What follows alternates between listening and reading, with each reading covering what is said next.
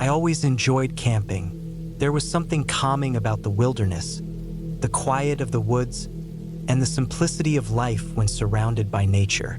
I wasn't new to it, having spent many weekends hiking, setting up tents, and cooking over open flames. But that one trip, it didn't go the way I expected. It all started a few weeks before the planned trip. I had been talking with a few friends, trying to figure out the best spot for a weekend away. One of them, Dan, a fellow outdoor enthusiast, suggested a place he had discovered a few years back, deep in the forest, near a remote lake. The kind of place most people didn't know about, let alone go to. I was excited. The idea of a secluded spot, far from the noise and the usual crowds, felt perfect. The drive there wasn't long, only about 3 hours, and we were able to get to the trailhead by mid-afternoon. We loaded our gear, grabbed our packs, and began the hike into the woods. The path was a little overgrown, with branches and shrubs brushing against our legs, but the air was fresh, and the sound of birds and rustling leaves made everything feel peaceful. We kept a steady pace, chatting and laughing as we walked. The trail wasn't marked well, but Dan seemed to know the way. I trusted him. After a while, the trail started to narrow, and the trees grew thicker, their canopies blocking out most of the sun. The temperature dropped slightly, and the forest around us grew denser, quieter. It wasn't until we hit a clearing that I realized something was off. Dan stopped, looking around. "It should be right over here," he said, but his voice sounded different.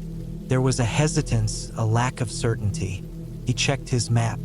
"Yeah, this is the spot, just through here." We continued forward, but the deeper we went, the more uneasy I began to feel. The quiet seemed too still. It wasn't like the usual serenity of the woods. There was no wind, no animal noises. It was as if the forest itself was holding its breath. We eventually arrived at the lake, but there was no sense of peace or tranquility. The water was dark, almost murky, and the trees on the opposite side seemed to lean over the shore in a way that was unsettling. No animals, no birds, nothing. Just the stillness. We set up camp, but I couldn't shake the feeling that something was wrong. As evening approached, the sun dipped behind the trees, casting long shadows that stretched unnaturally. The campfire crackled, its light flickering against the darkening woods. We ate our food in silence, no one really speaking. I kept looking around, half expecting to see something, anything move, but nothing did. The only sound was the occasional snap of a twig breaking in the distance. It wasn't until later, when the fire had burned down to embers, that things took a turn. Dan went to fetch more wood for the fire, leaving me sitting alone. I was trying to shake off my growing discomfort, but the silence, the complete lack of sound, only amplified it. I leaned back against a tree, staring into the dark, when I heard something. A rustle, soft, deliberate. It was coming from the woods. I stood up slowly, straining my ears. There it was again. A movement. Not like an animal, but like something walking, something human. My heart rate quickened. It was too far off to see anything, but the noise continued, getting closer. I called out for Dan, but my voice seemed to get swallowed by the trees. The rustling stopped, and I was left standing there, waiting for something, anything, to break the silence. After a moment, Dan returned, carrying an armful of logs. I told him about what I'd heard, but he just shrugged it off. "It's probably a deer or something. These woods play tricks on your ears," he said. Tossing a log into the fire, I wasn't convinced, but I let it go. We sat back down, the fire crackling between us. But the feeling I had, that sense of being watched, didn't leave. I kept glancing into the woods, expecting to see eyes glowing in the dark. Nothing, just the black void of the forest. As the hours passed, we eventually decided to turn in. The tent felt safer, more enclosed. I crawled inside and zipped it shut, trying to ignore the strange feeling that lingered in my chest. I lay there, trying to fall asleep, but every noise, every rustle, made my heart race. I don't know how much time passed, but I was jolted awake by a sound, a loud crack of a branch snapping, followed by the unmistakable sound of footsteps. Heavy, slow. My pulse shot up. I lay still, listening intently.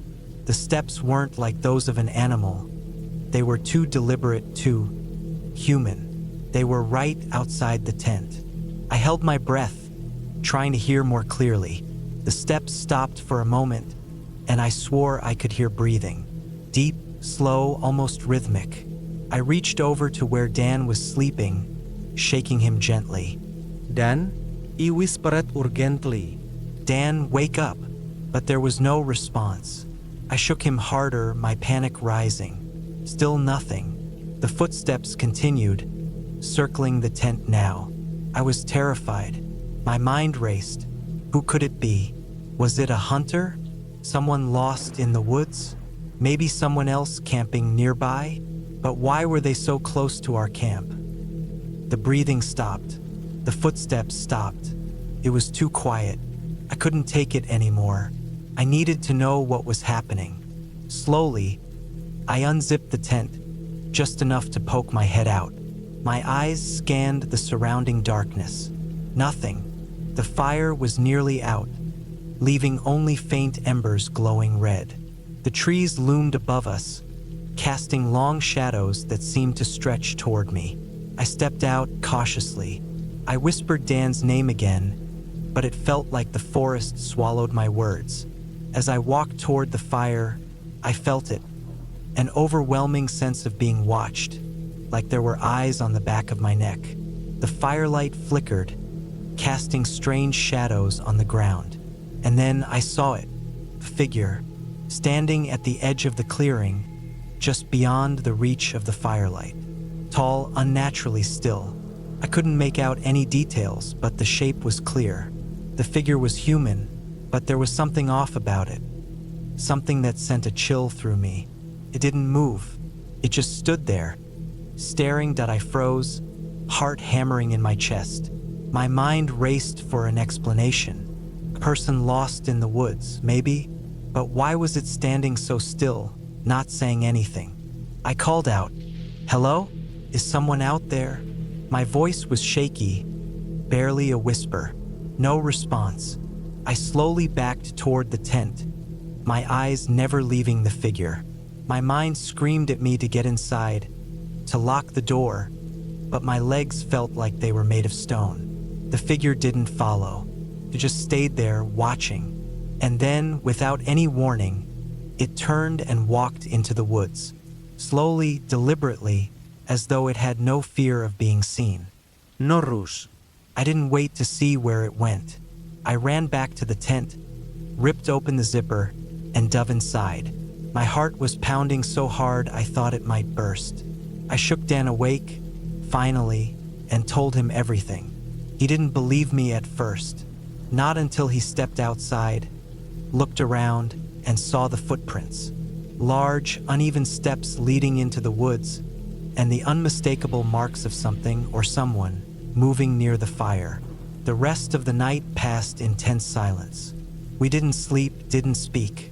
We just waited, listening for anything, any sound, any movement, but nothing came. The next morning, we packed up and left. We didn't speak much, but we didn't need to. The woods felt different now, no longer peaceful but oppressive. We hiked back the way we came, not looking back until we reached the trailhead. When we got back to the car, I couldn't help but look over my shoulder one last time, just to make sure. But there was nothing, just the forest, as quiet as it had been the day before. And even though nothing had happened, I never went back to that place. Some things, I guess, are better left alone.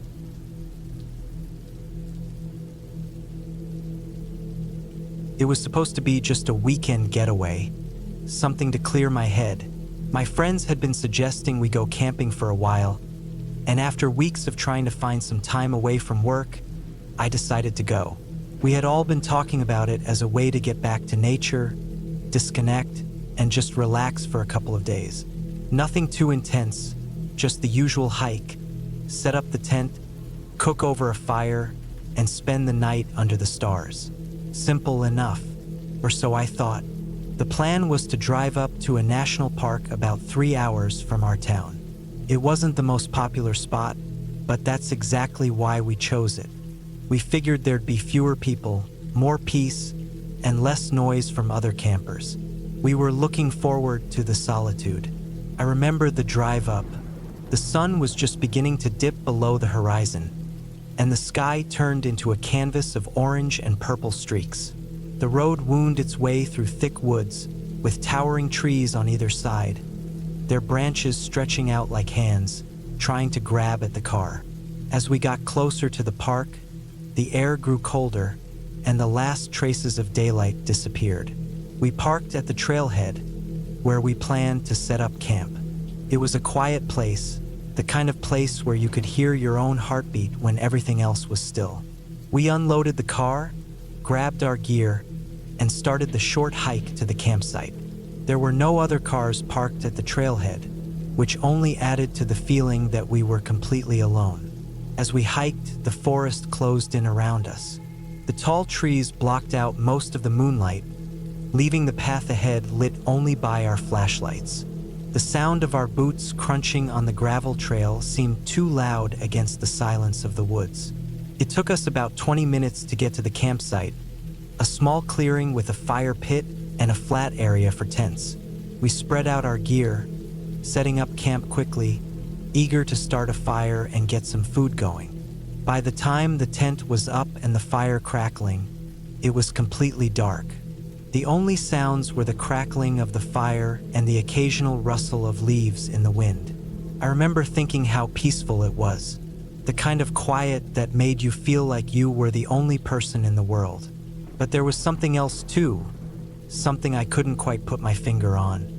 Maybe it was the way the shadows seemed to stretch too far, or how the wind would stop suddenly, leaving everything eerily still. But I pushed those thoughts aside, convincing myself that it was just my imagination. We ate, laughed, and told stories around the fire. It felt good to disconnect from everything for a while. But as the night wore on, I started to feel a strange tension in the air. It was subtle at first, like a knot in the pit of my stomach. My friends didn't seem to notice it, though.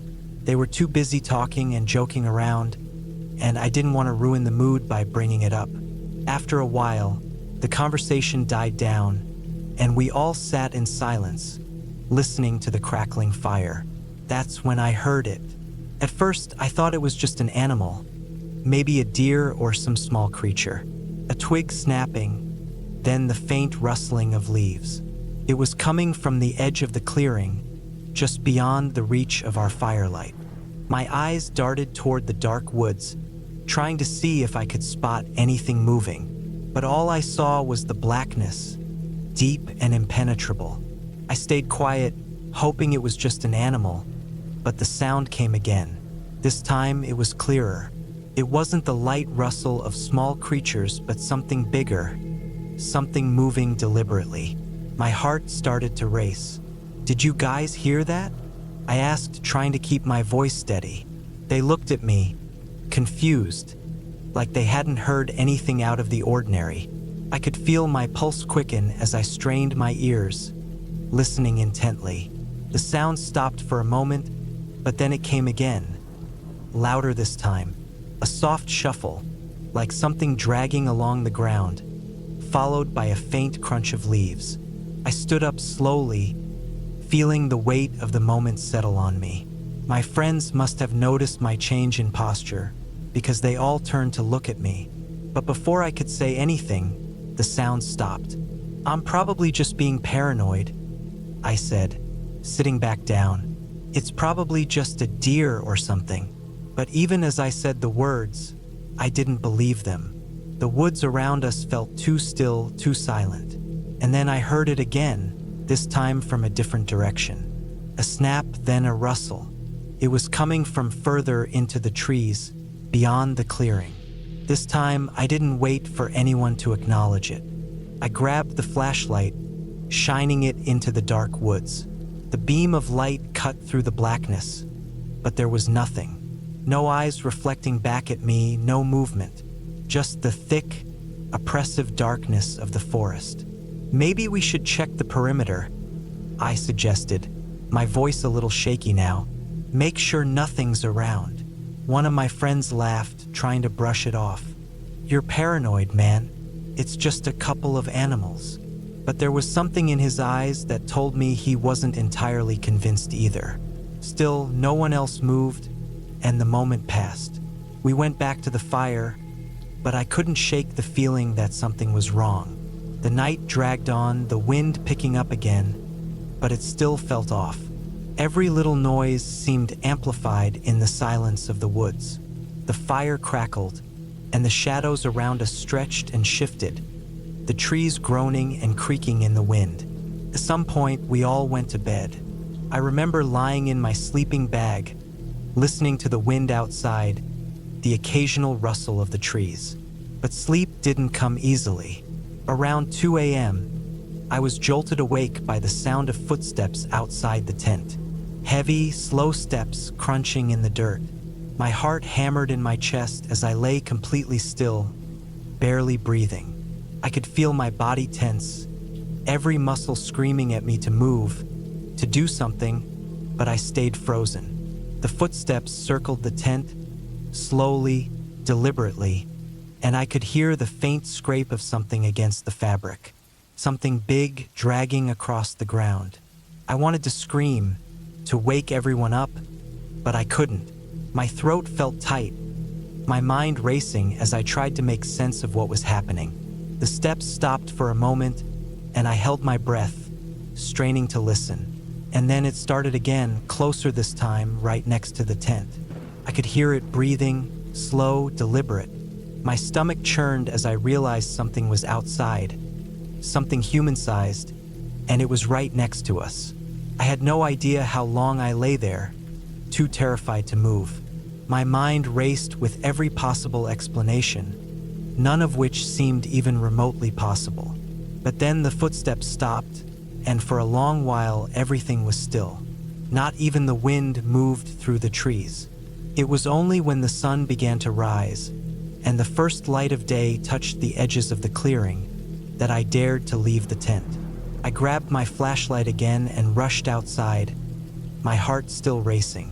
There was no sign of anyone, no tracks, no footprints, nothing that could explain what had happened.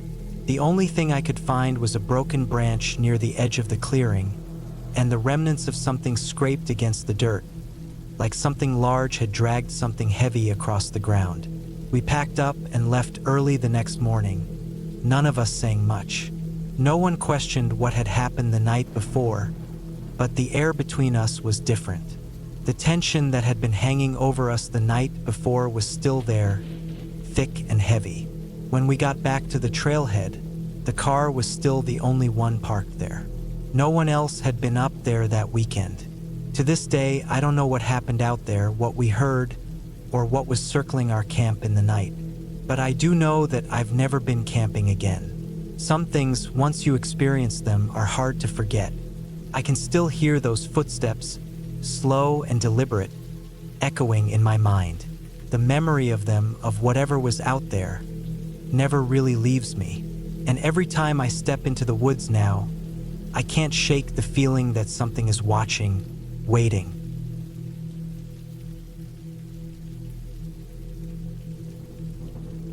It was supposed to be just a weekend getaway, something to clear my head. My friends had been suggesting we go camping for a while, and after weeks of trying to find some time away from work, I decided to go. We had all been talking about it as a way to get back to nature, disconnect, and just relax for a couple of days. Nothing too intense, just the usual hike, set up the tent, cook over a fire, and spend the night under the stars. Simple enough, or so I thought. The plan was to drive up to a national park about 3 hours from our town. It wasn't the most popular spot, but that's exactly why we chose it. We figured there'd be fewer people, more peace, and less noise from other campers. We were looking forward to the solitude. I remember the drive up. The sun was just beginning to dip below the horizon, and the sky turned into a canvas of orange and purple streaks. The road wound its way through thick woods, with towering trees on either side, their branches stretching out like hands, trying to grab at the car. As we got closer to the park, the air grew colder, and the last traces of daylight disappeared. We parked at the trailhead, where we planned to set up camp. It was a quiet place, the kind of place where you could hear your own heartbeat when everything else was still. We unloaded the car, grabbed our gear, and started the short hike to the campsite. There were no other cars parked at the trailhead, which only added to the feeling that we were completely alone. As we hiked, the forest closed in around us. The tall trees blocked out most of the moonlight, leaving the path ahead lit only by our flashlights. The sound of our boots crunching on the gravel trail seemed too loud against the silence of the woods. It took us about 20 minutes to get to the campsite, a small clearing with a fire pit and a flat area for tents. We spread out our gear, setting up camp quickly, eager to start a fire and get some food going. By the time the tent was up and the fire crackling, it was completely dark. The only sounds were the crackling of the fire and the occasional rustle of leaves in the wind. I remember thinking how peaceful it was, the kind of quiet that made you feel like you were the only person in the world. But there was something else too, something I couldn't quite put my finger on. Maybe it was the way the shadows seemed to stretch too far, or how the wind would stop suddenly, leaving everything eerily still. But I pushed those thoughts aside, convincing myself that it was just my imagination. We ate, laughed, and told stories around the fire. It felt good to disconnect from everything for a while. But as the night wore on, I started to feel a strange tension in the air. It was subtle at first, like a knot in the pit of my stomach. My friends didn't seem to notice it, though. They were too busy talking and joking around, and I didn't want to ruin the mood by bringing it up. After a while, the conversation died down, and we all sat in silence, listening to the crackling fire. That's when I heard it. At first, I thought it was just an animal, maybe a deer or some small creature. A twig snapping, then the faint rustling of leaves. It was coming from the edge of the clearing, just beyond the reach of our firelight. My eyes darted toward the dark woods, trying to see if I could spot anything moving. But all I saw was the blackness, deep and impenetrable. I stayed quiet, hoping it was just an animal, but the sound came again. This time it was clearer. It wasn't the light rustle of small creatures, but something bigger, something moving deliberately. My heart started to race. "Did you guys hear that?" I asked, trying to keep my voice steady. They looked at me, confused, like they hadn't heard anything out of the ordinary. I could feel my pulse quicken as I strained my ears, listening intently. The sound stopped for a moment, but then it came again, louder this time. A soft shuffle, like something dragging along the ground, followed by a faint crunch of leaves. I stood up slowly, feeling the weight of the moment settle on me. My friends must have noticed my change in posture, because they all turned to look at me. But before I could say anything, the sound stopped. "I'm probably just being paranoid," I said, sitting back down. "It's probably just a deer or something." But even as I said the words, I didn't believe them. The woods around us felt too still, too silent. And then I heard it again, this time from a different direction. A snap, then a rustle. It was coming from further into the trees, beyond the clearing. This time, I didn't wait for anyone to acknowledge it. I grabbed the flashlight, shining it into the dark woods. The beam of light cut through the blackness, but there was nothing.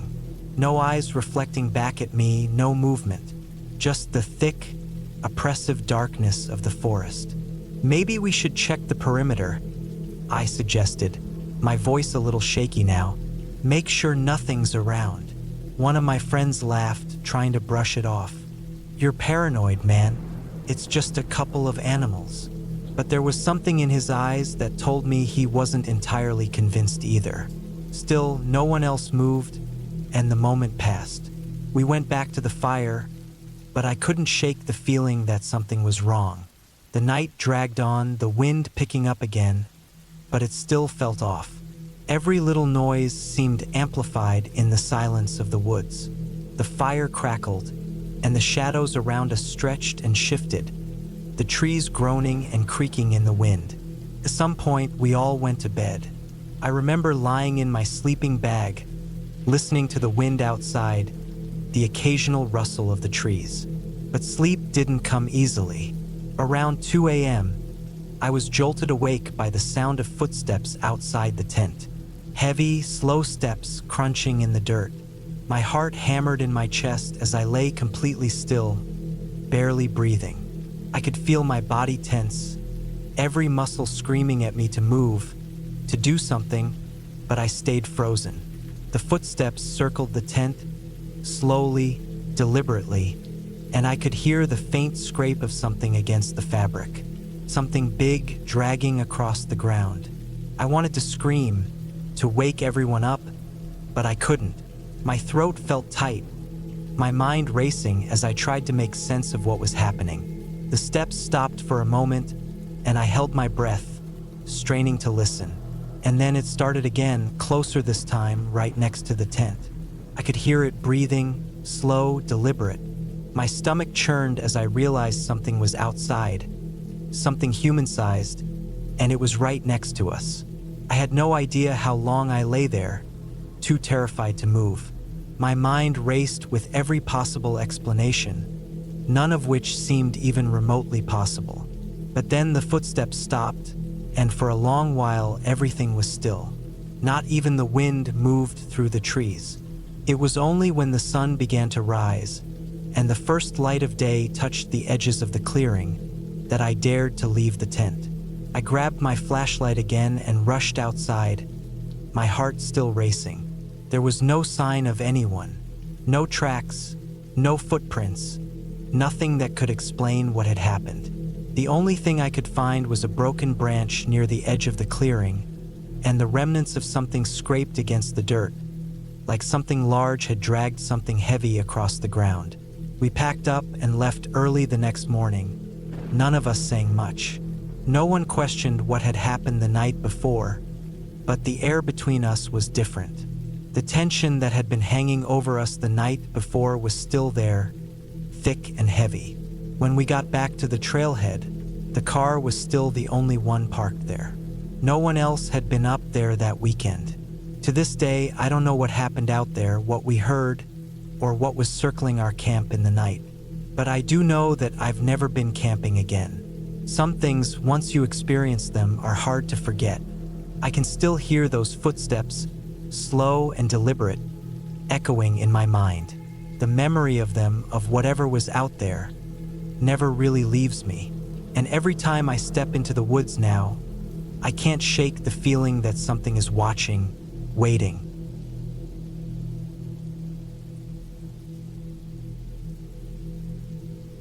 I was never much of an outdoors person, but when my friends suggested a camping trip, I reluctantly agreed.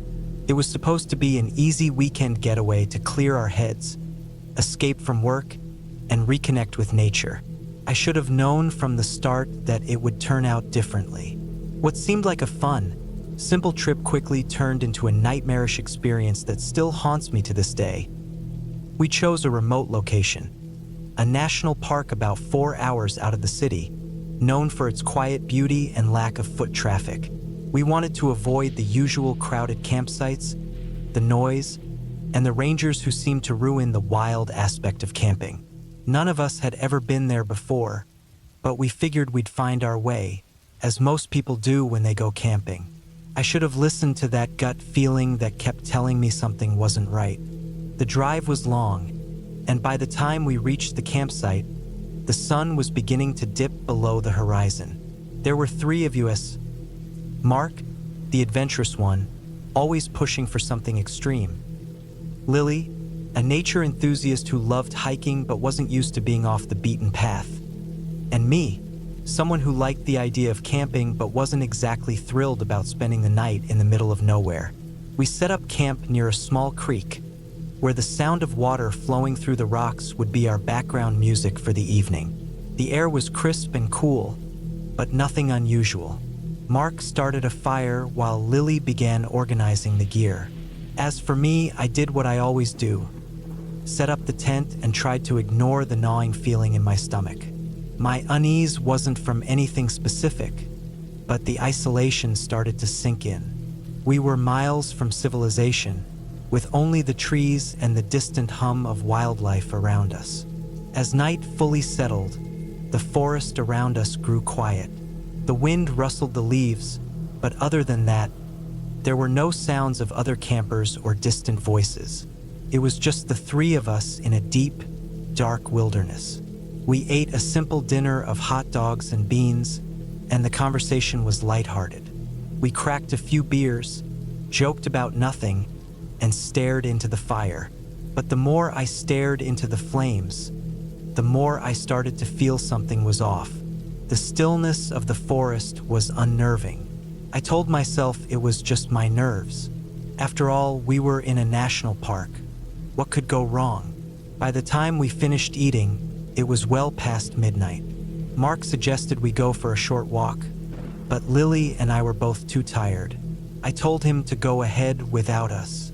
He shrugged and grabbed his flashlight, disappearing into the darkness with a quick, "Be right back."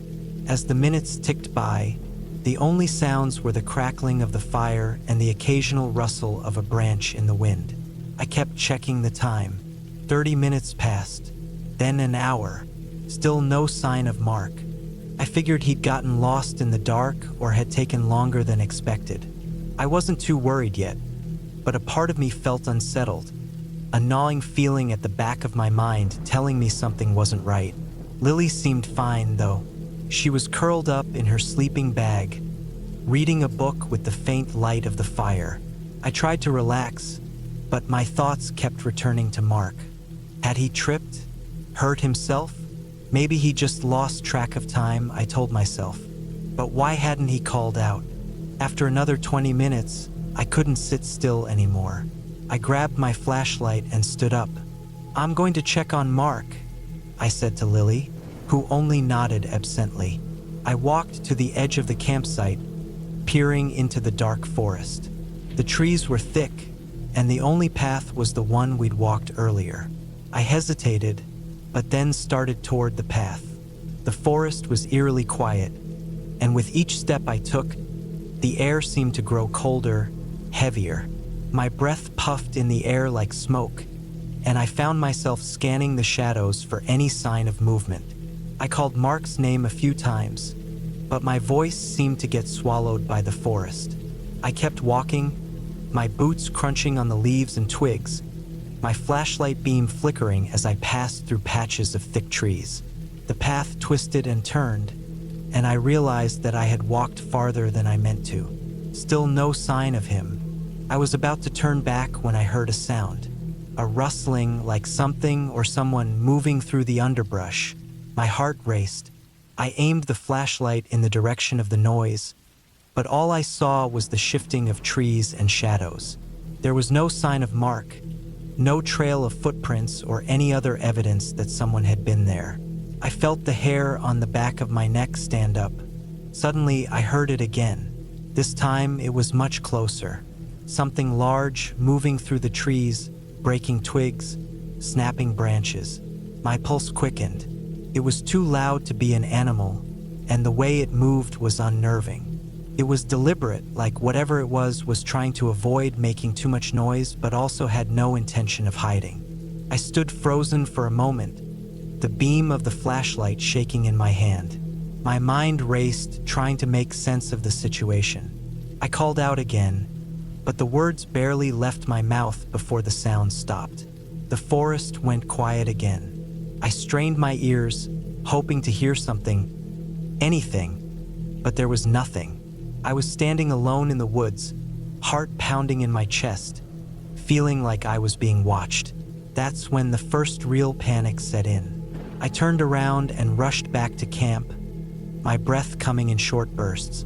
I hadn't gone too far, but the feeling of being pursued made every step feel like a mile. When I reached the camp, I found Lily sitting up, wide-eyed, the fire dimming as the logs burned low. "Where's Mark?" she asked, her voice shaky. "I don't know," I admitted, my own voice trembling. I think something's out there." Lily's face drained of color, but before she could say anything else, we heard something. Footsteps, slow and deliberate, approaching from the dark. We both stood frozen, straining our ears, eyes wide in terror. The footsteps stopped just outside the light of the fire. Then we saw him. Mark stumbled into the clearing, his clothes dirty and torn, his face pale and streaked with dirt. His eyes were wide, panicked, but he was breathing heavily, as if he'd been running. "What happened?" I rushed to him, but he didn't answer. He just kept looking over his shoulder into the forest, his eyes darting around nervously. I don't know," he finally said, his voice shaky. I heard something out there. It was following me." His words came out in a whisper, like he was afraid someone might overhear him. "Mark, what are you talking about?" I asked, but I could already see that something was wrong. His entire demeanor had changed. He wasn't the same confident, adventurous friend he had been earlier. He was terrified.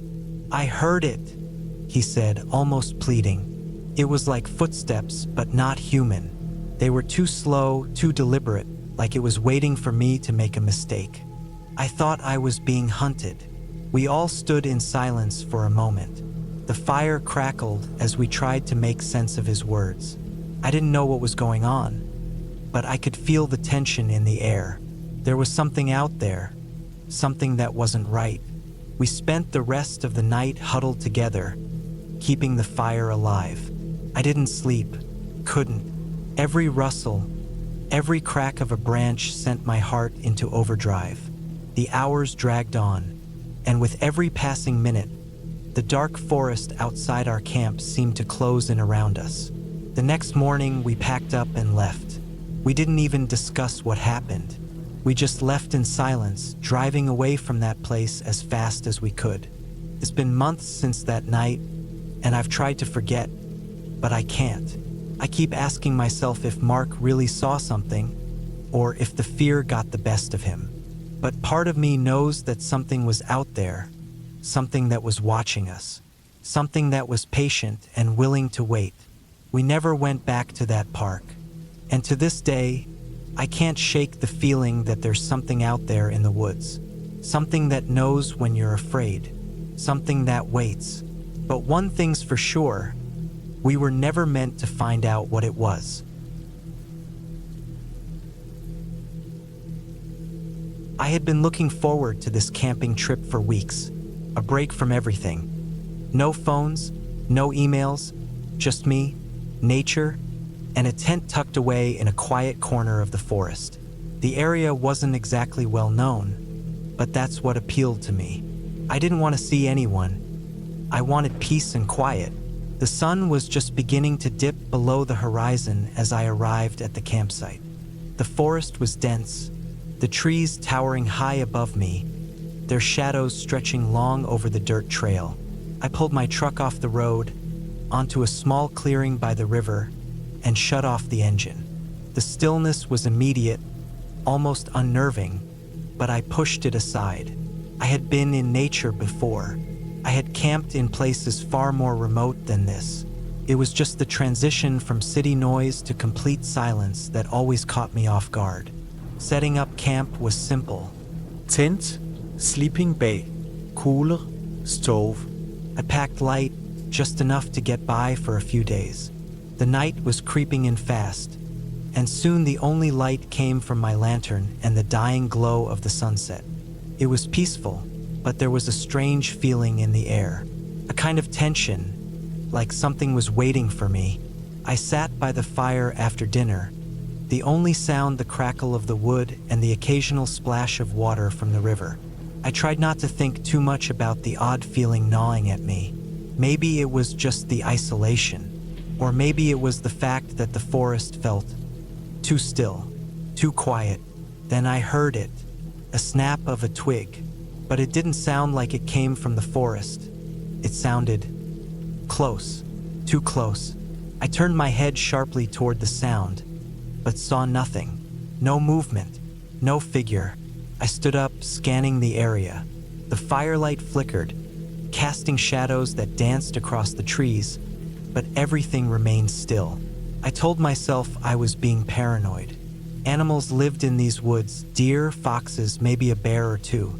Nothing to worry about. But still, that snap had unnerved me that I sat back down and forced myself to focus on the fire. I wasn't going to let some noise ruin my trip. I threw another log on the fire to keep it from dying out, its light bathing the campsite in a warm, orange glow. The night deepened. It was just me now, alone with the dark. The kind of darkness that was thick and heavy, like the forest had swallowed up all sound. I glanced at the time, nearly 11 p.m. I hadn't realized how late it had gotten. Maybe I was just tired, my mind playing tricks on me. It had been a long drive, and I had planned to go to bed early. But I couldn't shake the feeling that I wasn't alone. The rustling came again. This time, it was unmistakable. It was too consistent to be an animal. It wasn't a gentle rustling of leaves or a shifting of the wind.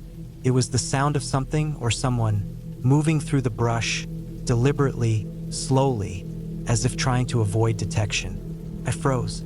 My breath caught in my throat. The fire crackled again, the flames licking higher, but the sound of movement didn't stop. I stood up, grabbed the small flashlight from my bag, and clicked it on.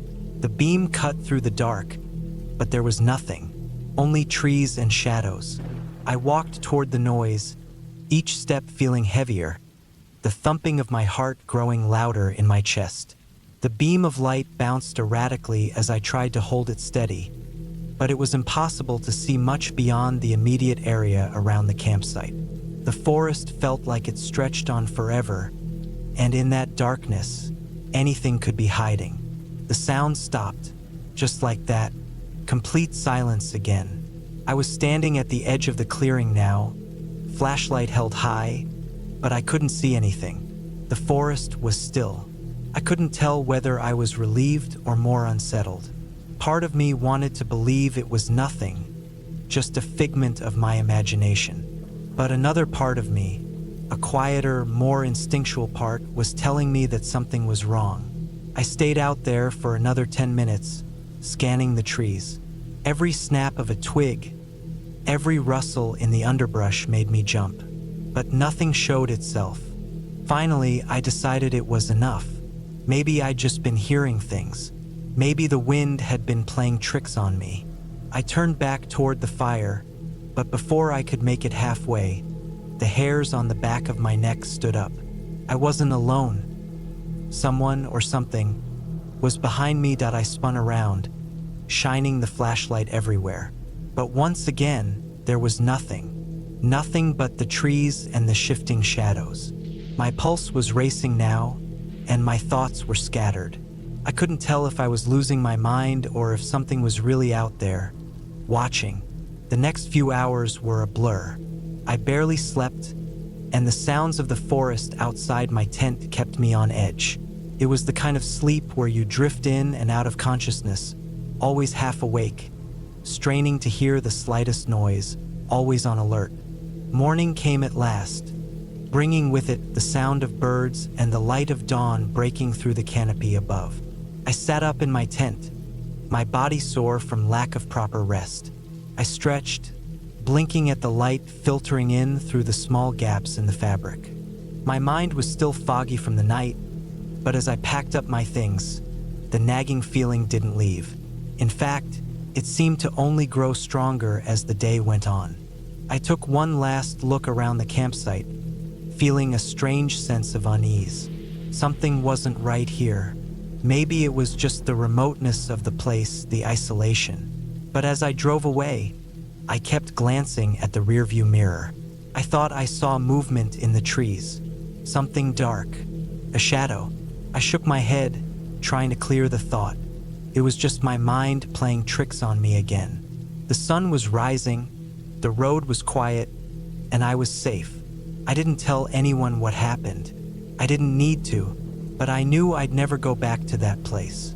Something out there in those woods had made its presence known, and I wasn't about to stick around to find out what it was.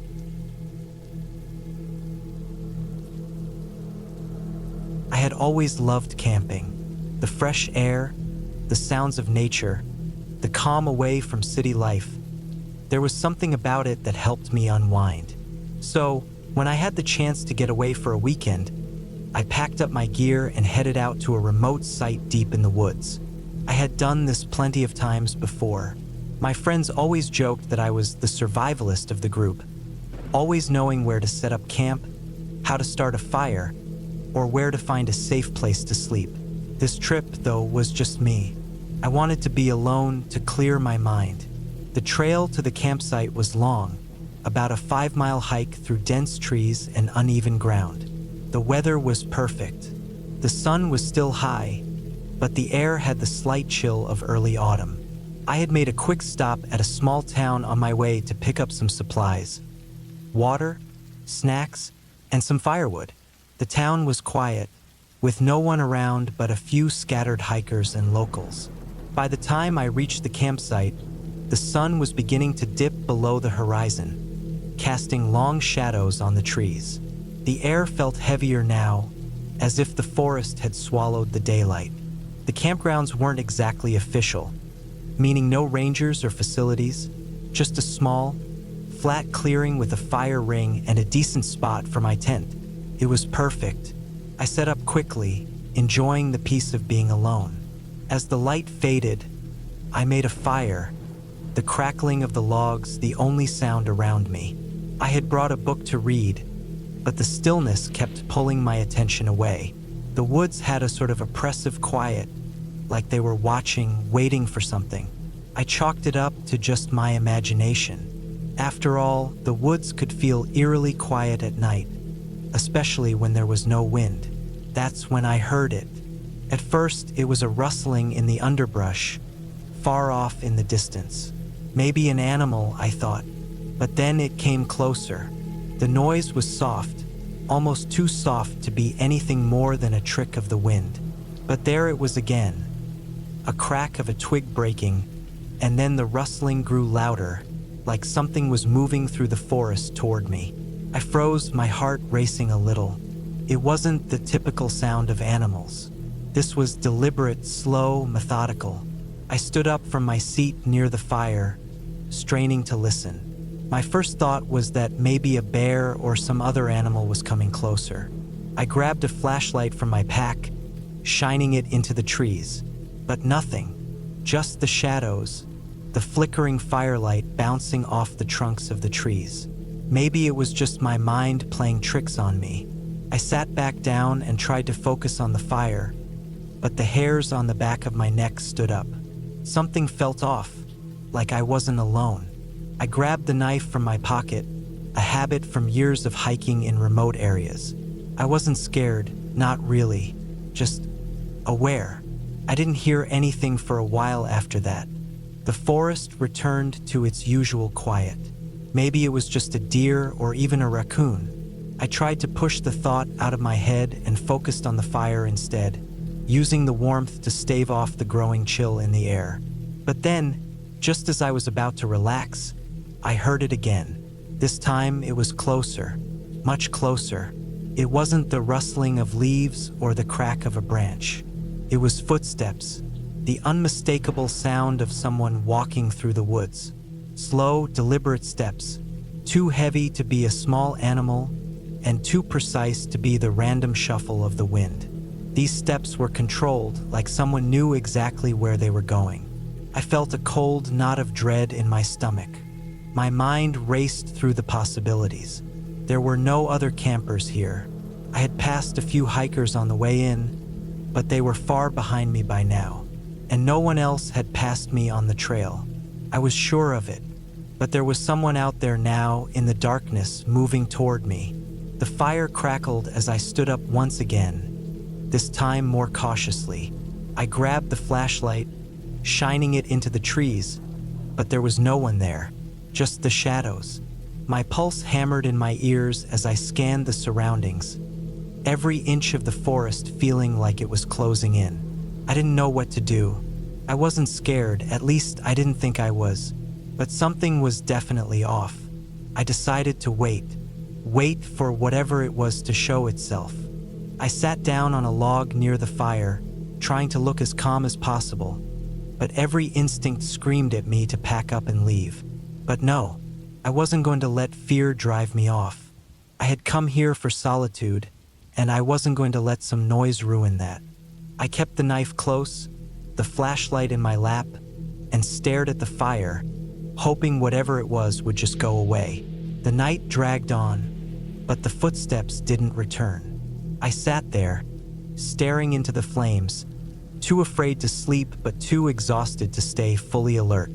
It was around midnight when I finally decided to lie down. Maybe it was just a person on the trail or some animal, nothing to be afraid of. I crawled into my tent and zipped it up tight, listening to the sounds of the night. But sleep didn't come easily. I kept hearing things outside the tent. Soft noises, rustling, the crack of another branch breaking, and then a tap, just one.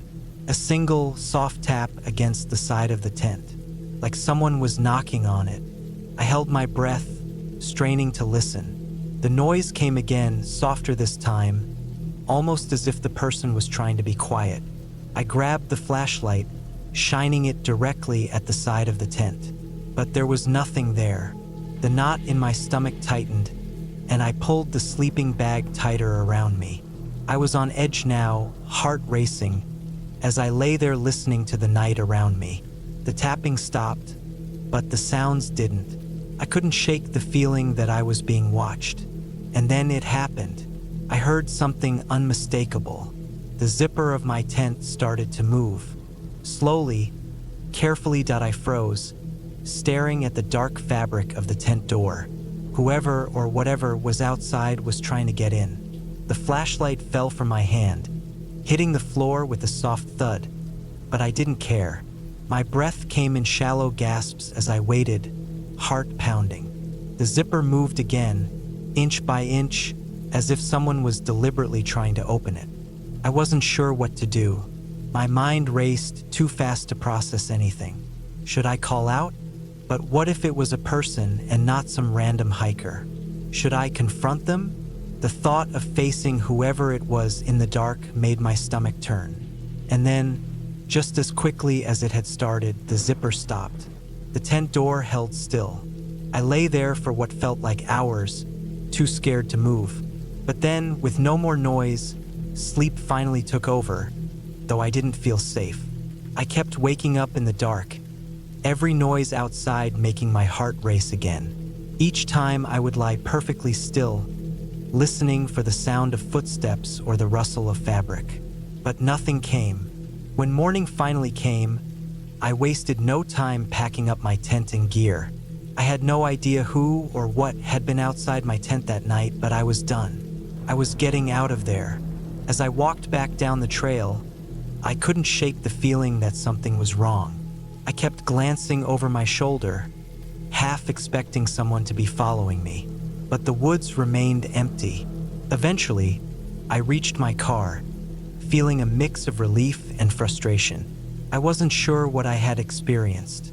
My rational mind told me it was probably just another camper or a group of animals. But deep down, something about it didn't sit right. I couldn't explain it. The way the footsteps had sounded, the way the tent zipper had moved. It wasn't just an animal. It wasn't just a coincidence. It felt too deliberate. I left the forest that day, vowing never to return to that particular campsite. I didn't need to know what had really happened. I was just happy to be leaving it behind. It wasn't the first time I had camped alone, and it wouldn't be the last. But something told me that next time, I'd pick a much more populated site. The thing is, I still don't know what it was. Maybe it was someone who got lost, or maybe it was an animal I couldn't see. But whatever it was, I wasn't taking any chances again. Not in those woods. I never thought camping could go so wrong. It was supposed to be a peaceful weekend getaway. Just me, the open woods, a small tent, and the quiet of nature. I needed this.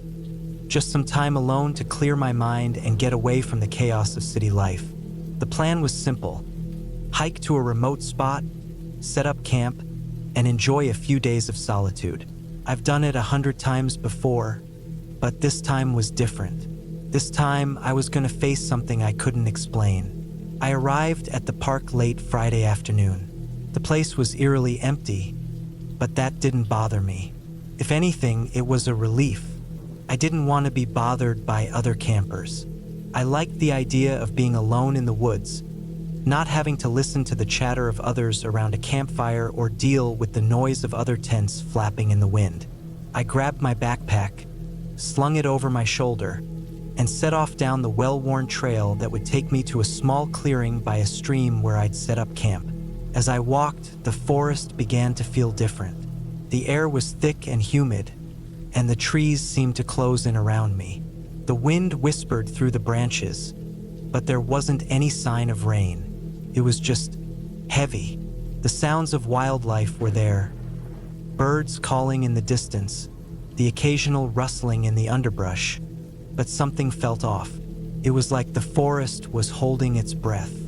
I shook it off as nothing more than my imagination running wild. I was alone after all, and when you're alone, your mind tends to wander.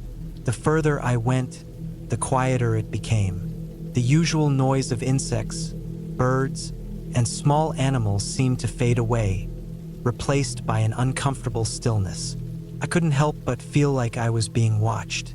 The hairs on the back of my neck stood up, but I forced myself to keep walking, trying to shake off the unease building in my chest. By the time I reached the clearing, the sun had started to dip behind the treetops. The soft glow of twilight was creeping in, casting long shadows across the ground. I set up my tent quickly, trying to ignore the gnawing feeling in my stomach. It was just the isolation getting to me, I told myself. I was fine. Everything was fine. As night fell, the darkness seemed to stretch out further than it should. I had a fire going, its flickering light casting strange, dancing shadows around me. The crackling of the flames was the only sound now, and I leaned back, staring into the fire, trying to distract myself from the growing sense of dread gnawing at the edges of my thoughts. That's when I heard it. At first, it was just a soft rustling in the bushes near the edge of the clearing. A deer, maybe, or some other small animal. But then the rustling stopped, and I couldn't shake the feeling that something or someone was moving around the perimeter of the camp. My heart started to race. I stood up, scanning the darkness around me, but saw nothing. Just the trees, the flickering shadows, the fire crackling softly.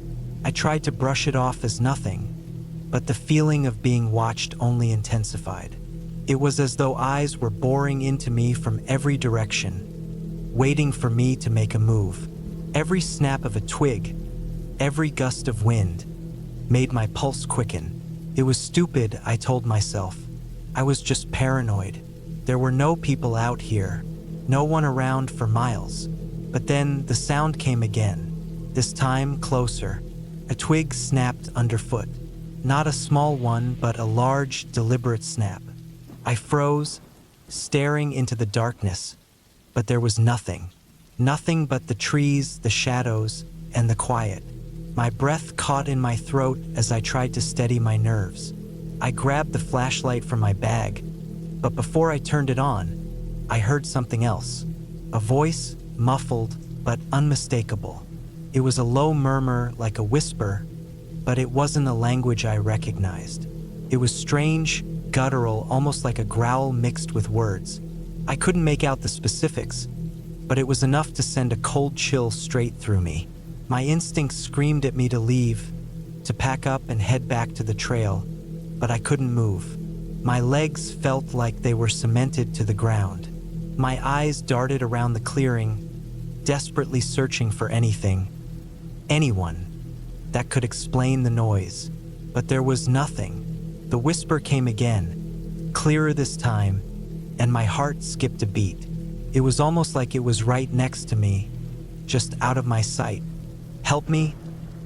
I didn't know if it was the wind, my imagination, or something else entirely, but the words chilled me to the core. I snapped on the flashlight, its beam cutting through the darkness, but all I saw were the shadows of trees swaying in the breeze. Nothing else. I shone the light toward the bushes where I'd heard the rustling earlier, but there was nothing there either. No movement, no signs of anything. Still, I couldn't shake the feeling of being watched. I sat back down by the fire, trying to calm myself.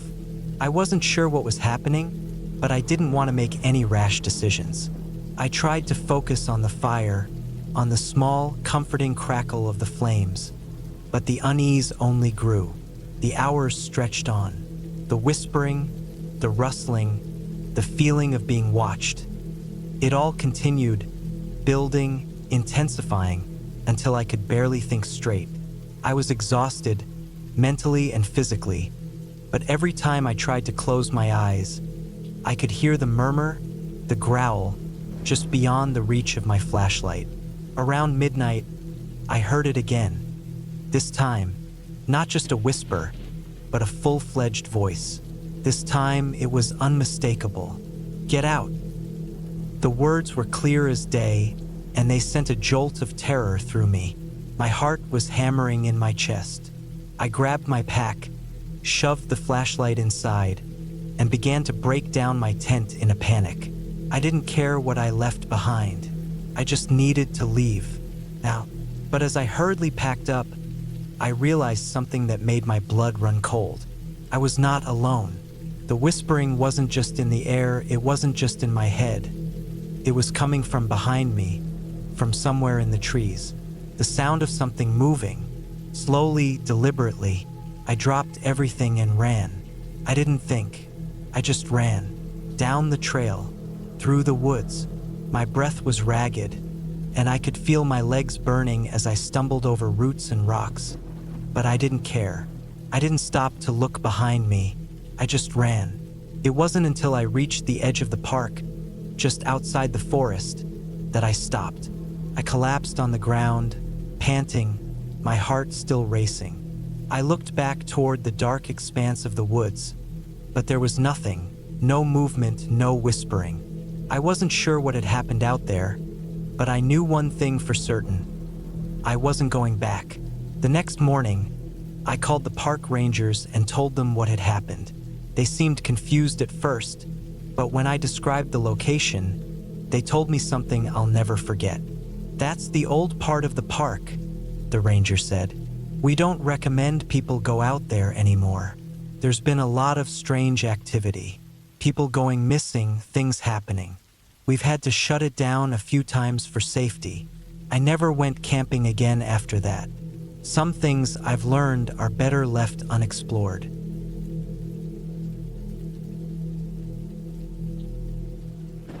It was supposed to be a simple weekend camping trip. Just me, a backpack, and a quiet spot in the woods to get away from the noise of the world for a couple of days. I didn't expect much. Maybe a few good hikes, some time around a campfire, and a chance to clear my head. Nothing crazy, just a break. I left my car parked by the trailhead, a little farther out than most people would go. This wasn't a popular spot. The kind of place that wasn't crowded with families or weekend warriors looking to snap a few photos and then go back to their comfortable beds. I wanted solitude. I had heard about this place from a friend who came here a few months ago, said it was peaceful and quiet. The air was cool, crisp with the faint scent of pine as I set off. The trail was well marked at first, wide enough for a decent hike, with the occasional clearing where you could look out and see the hills rolling away in the distance. The trees were dense here, the kind that towered high above, their canopies blocking out most of the sunlight. A few birds chirped now and then, but other than that, everything felt still. Too still. I couldn't help but notice how quickly the sounds of the outside world seemed to fade as I moved deeper into the forest. I'd been hiking for a couple of hours, and already I was beginning to feel like I was in a different world altogether. There was no hum of cars, no distant drone of people talking. It was just me and the wild. The further I went, the more isolated everything seemed. Eventually, I found a clearing just large enough to set up camp. There was a small stream running through it, a perfect spot to collect water, and the ground was flat enough to pitch my tent. I spent the next hour setting up camp, trying to get everything just right. Tent, fire pit, a few logs for sitting. The quiet was almost deafening, the kind of silence you don't realize you're missing until you've been immersed in it for a while. I sat on one of the logs by the fire pit as the sun started to dip behind the trees. The air began to cool rapidly. I unpacked a little bit of food, nothing too fancy. Some jerky, a few granola bars, and a can of beans that I'd heat up later. It wasn't gourmet, but it'd do. The fire was small but enough to keep away the chill, and I found myself just staring into the flames for a while, letting my mind wander. But as the night fell, something about the forest started to feel off. It wasn't anything I could pinpoint exactly. It was just a subtle shift. The birds stopped singing. The rustling of the leaves slowed down, and in their place, there was an odd kind of quiet that made the hairs on the back of my neck stand up. I tried to brush it off. After all, it was just a forest. But the silence was unnerving, felt too still. I grabbed my flashlight and took a short walk around the camp, just to stretch my legs. The beam of light bounced off tree trunks, casting long shadows across the underbrush. For a moment, I thought I saw movement in the distance, something small darting between the trees. My heart jumped, but I figured it was just a deer or some other animal. Nothing to worry about. When I got back to the fire, I noticed that the logs I had left nearby had been rearranged. They were in a neat little pile, as though someone had carefully stacked them. I froze for a moment, staring at the pile. It wasn't much, just a few logs that had been moved, but I was sure I hadn't left them like that. Couldn't have. I pushed it from my mind, telling myself that maybe the wind had done it, or maybe I had knocked them over earlier without realizing. But as the evening wore on, I couldn't shake the feeling that I was being watched. I tried to distract myself with a book, but every little sound in the night, branches cracking, leaves crunching underfoot, the distant call of an owl, sounded amplified. It was almost like the forest was alive with something just beyond my sight. I kept glancing around, half expecting to see someone or something lurking at the edge of the light. It wasn't until the wind picked up that I decided to call it a night. I doused the fire, crawled into my tent, and zipped it up tight, the warmth of my sleeping bag a small comfort against the creeping unease that had settled in my chest. The wind howled through the trees, and I lay there, wide awake, listening to the forest. The sounds were different now. The wind had stirred something. I could hear twigs snapping in the distance, something heavy moving through the underbrush. I tried to convince myself it was just an animal, but the noise was too deliberate, too rhythmic. I reached for my flashlight, my hand trembling. I couldn't explain it, but the hair on my arms stood on end. I tried to breathe steadily, but every sound, every rustle, felt like it was getting closer. My mind raced through every possible explanation, but nothing seemed right. My instincts told me something was out there, something watching. I lay there in the darkness, my heart pounding in my chest. I couldn't bring myself to open the tent flap and look outside, but the sound of something moving was unmistakable now. It wasn't an animal. It was too quiet, too careful.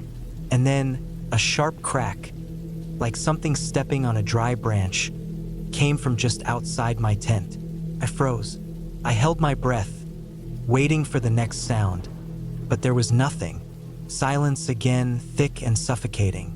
I knew then that I couldn't stay in that tent any longer. My thoughts were racing.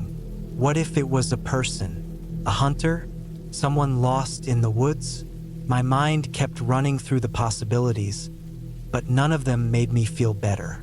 I grabbed my pack, pulled out my knife, and unzipped the tent. I poked my head out, scanning the area with my flashlight. Nothing. The clearing was empty, but I couldn't shake the feeling that something was watching me. I stepped outside, every nerve in my body screaming for me to run, but I forced myself to stay calm. The wind had died down, but the air felt unnaturally still. I scanned the tree line, every shadow seeming to shift as I moved the beam of light. That's when I saw it. Two figures standing motionless in the distance. Not moving, just standing there, staring at me. I couldn't make out any details, just the vague shape of them, barely visible in the darkness. I couldn't explain why, but I didn't move. I didn't scream or run. I just stood there, my heart pounding in my chest, watching those shapes. And then, just as quickly as they appeared, they vanished, gone, like they had never been there at all. I stood frozen for what felt like an eternity, my mind trying to make sense of what I'd just seen. But nothing about it made sense. I don't know how long I stood there, but when I finally turned back to the campsite, I knew one thing for sure. I wasn't staying another minute in this place. I packed up my gear as quickly as I could, my hands shaking, and made my way back down the trail. The entire time, I felt the weight of eyes on me. But when I finally reached my car, I didn't look back. As I drove away, the forest behind me seemed to exhale a sigh of relief, and the tension that had held my body tight for hours slowly faded. I don't know who or what was in those woods, but I do know one thing. I won't be going back.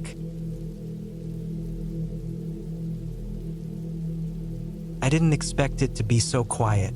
You hear a lot of things about the woods. How the trees make eerie sounds, how the wind whips through the branches, how your mind starts playing tricks on you when you're surrounded by nothing but nature. But it wasn't any of that. It wasn't the wind or the rustling or some unnatural howl that got to me. It was the silence, the kind of silence that presses down on your chest, fills your ears, and keeps you from thinking clearly. I had been planning this trip for weeks. A weekend out in the wilderness, just me, my gear, and the open air. No phones, no distractions, just the sounds of the wild. I drove up to the remote campsite, tucked deep in the woods, where few people venture. It was the perfect spot, off the beaten path, far enough away from the usual crowd, quiet. Setting up camp was routine. I've done it 100 times before. My tent was up in no time, the campfire crackling, and the night creeping in around me like a blanket. As the first stars began to poke through the dark sky, I sat by the fire, tossing sticks into the flames, watching them twist and burn. The air was crisp, cool enough to make my breath visible in the light of the fire. I was alone, but I didn't mind. The peace of being away from everything felt right. But it wasn't just the peacefulness that lingered in the air. It was something more. It was a heaviness, an odd feeling that I couldn't shake, no matter how much I tried to distract myself with the fire or the surrounding beauty. I glanced around at the dense trees that surrounded the campsite. I couldn't help but notice how still everything was. The usual hum of insects, the scurrying of animals, even the distant cry of an owl, all seemed muted. It was just quiet, too quiet. I figured it was just my mind playing tricks on me. After all, I had been looking forward to this trip for so long. It was hard not to get a little jumpy when everything felt so unfamiliar. So I told myself to relax. The woods were peaceful and nothing would happen. I even chuckled to myself, shaking off the tension in my shoulders. But then something happened. A twig snapped behind me. First, I froze. I had been sitting there for a while, so I couldn't have missed the sound of a twig breaking. And I wasn't imagining things either. It wasn't the wind. No, this was a deliberate step, a heavy one right behind me. I slowly turned my head, scanning the perimeter of my camp. There was nothing but the blackness of the trees. No movement, no sign of life. The campfire flickered, throwing light in every direction, but nothing seemed to disturb the shadows in the trees. I stood up, trying to steady my breath. It's probably an animal, I thought. A deer? Maybe, or some other small creature moving through the underbrush. Still, my heart pounded in my chest. There was something off about this. Something unsettling about being so isolated, so vulnerable in this place. I walked around the campsite, my boots crunching on the dry leaves. The fire crackled louder in the silence, its flames dancing wildly in the air. I had this sudden urge to check the perimeter to make sure everything was safe. But the longer I stood there, looking into the dark woods, the more I felt like I wasn't alone. I couldn't explain it, but I could feel eyes on me. I forced myself to sit back down by the fire, trying to push the creeping unease away. There was no reason to be paranoid. This was just nature. But deep down, I knew something wasn't right. The night dragged on, each moment feeling heavier than the last. My mind kept returning to the snap of the twig, to the sensation of being watched. I tried to ignore it, tried to lose myself in the crackle of the fire, but it kept eating at me. Finally, I grabbed my flashlight and decided to walk toward the edge of the camp to get a better look. The beam of light sliced through the darkness, illuminating the trees, the rocks, the ground where the firelight didn't reach. Nothing unusual, just shadows. The wind picked up, rustling the leaves, but even that didn't seem to help shake the weight of the stillness. I kept walking, slowly, my eyes darting around, expecting something to jump out at me, but nothing did. The forest was silent again, almost as if it were waiting for something.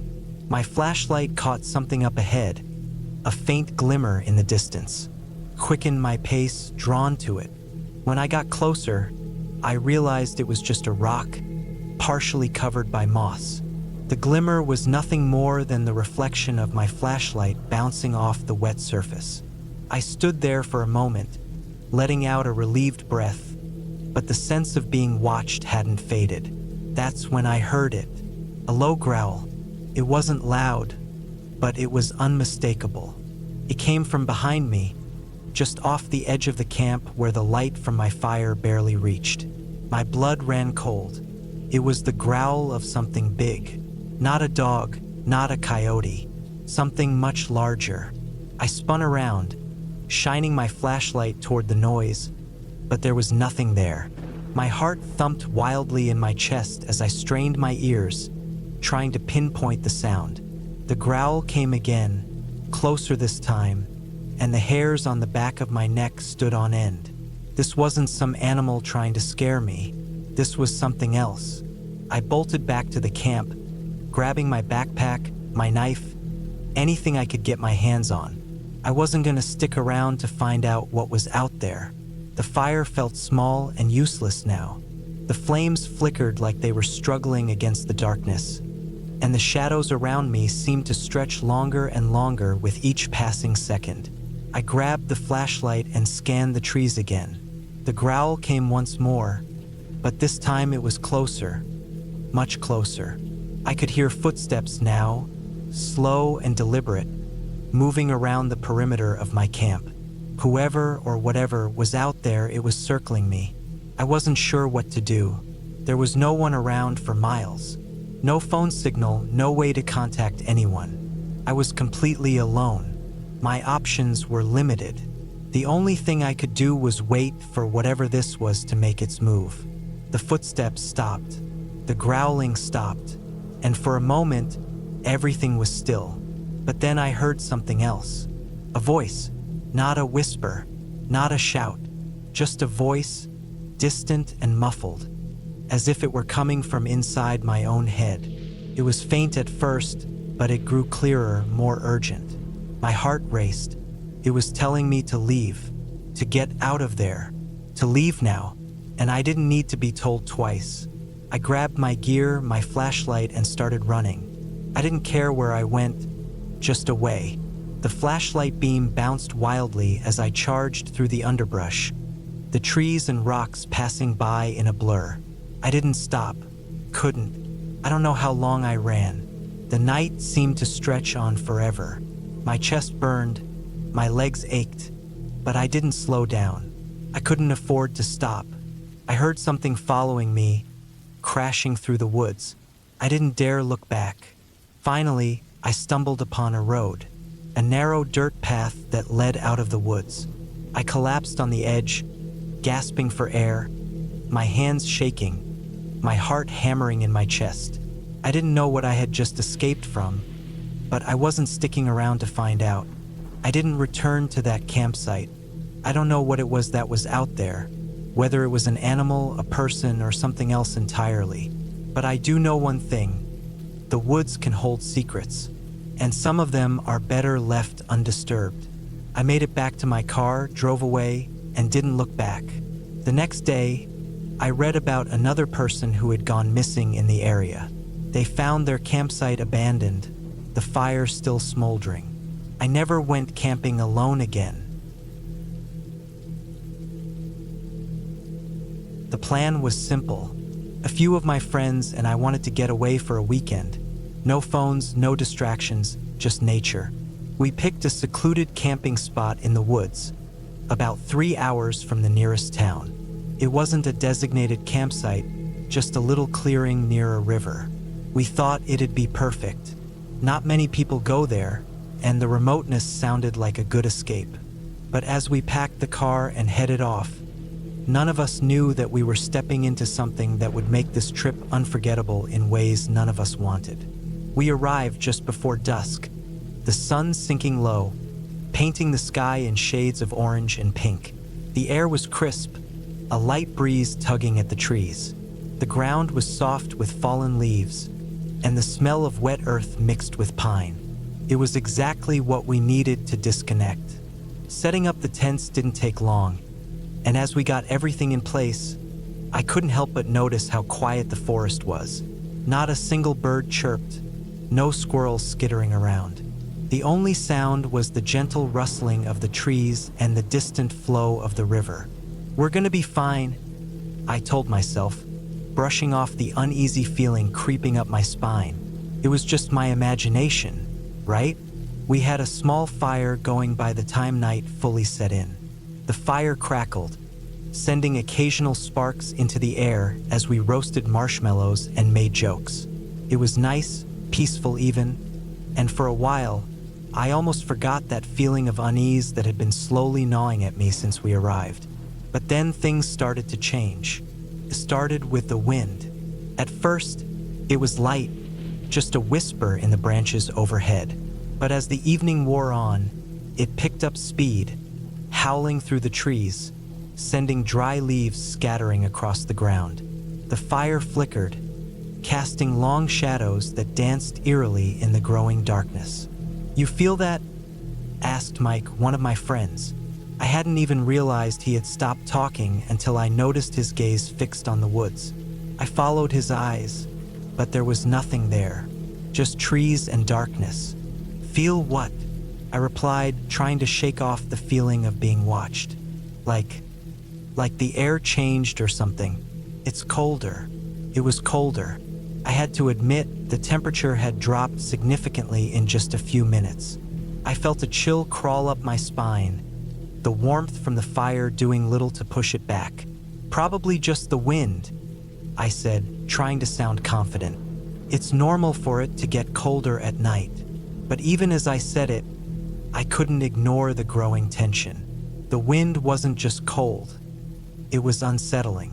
Felt like it was moving differently, as if it was more than just air. The trees around us started creaking and groaning, bending in ways I hadn't seen before. It didn't seem natural. We sat in silence for a while, each of us feeling it now. The feeling that we weren't alone. The crackling fire was no longer comforting. It was as if the forest was closing in on us. That's when I heard it dot a snap. Not from the fire, but from the woods. A branch, maybe, too close. My heart skipped a beat, and I turned to Mike, who was staring at the same spot in the trees, his face pale. "Did you hear that?" I asked, my voice lower than I intended. Mike didn't answer right away, just kept staring, his eyes wide. That's when I heard it again. A soft crack, and then another. Footsteps, slow and deliberate. My mind raced. Couldn't be another camper. The path to our spot was nearly impossible to find unless you knew exactly where you were going. There was no reason anyone else should be out here, especially at this hour. I stood up, looking into the trees, trying to see anything through the darkness. Nothing, but the feeling didn't go away. In fact, it only grew stronger. My stomach twisted, and for the first time, I started to regret coming here. "Let's go inside the tent," I suggested, trying to shake off the fear. We all moved quickly, not speaking much. No one wanted to voice what we were all thinking. We huddled inside the tents, trying to sleep, but no one really did. The sounds from outside grew louder, closer. I could hear branches cracking under heavy weight, footsteps shuffling in the leaves. The wind howled again, but now it seemed to carry a deeper, more ominous sound. A low growl, almost like an animal's. I couldn't tell if it was just the wind or something more. And then came the whispers, barely audible, like someone was speaking just beyond the trees, their voices too low to understand. I could feel my pulse racing. I tried to tell myself it was just my mind playing tricks on me, but I knew deep down it wasn't. Around 2 a.m., I couldn't take it anymore. I unzipped the tent, stepping out into the cold night. The fire was nearly out, but I could still see the faint outline of the camp. Everything felt so still, but it wasn't peaceful. It was too still. There were no animal sounds, no rustling of leaves in the wind. Nothing. Then I saw something. At the edge of the trees, a shadow. I blinked, trying to convince myself it was just a trick of the firelight. But no, it was too distinct. The shape of a figure, standing completely still, just outside the reach of the firelight. I froze, my breath catching in my throat. I wasn't imagining it. There was something out there watching us. I stepped back, slowly, into the tent, zipping it shut. I tried to stay calm, but my heart was pounding in my chest. I didn't know what to do. Should I wake the others? What if it was just a person who had gotten lost? But it didn't feel like a lost camper. Felt wrong. The whispers started again. Louder this time. It wasn't the wind. Someone or something was out there. The air felt thick, oppressive. My mind raced, trying to figure out what the hell was going on. I didn't sleep that night. The morning came slowly, the gray light of dawn creeping into the tent. I lay there, wide-eyed, exhausted from the night, but too scared to let myself relax. We all stayed quiet, avoiding eye contact. We didn't need to speak. We all knew something wasn't right. I convinced myself to go out to check the area. Maybe we were just being paranoid.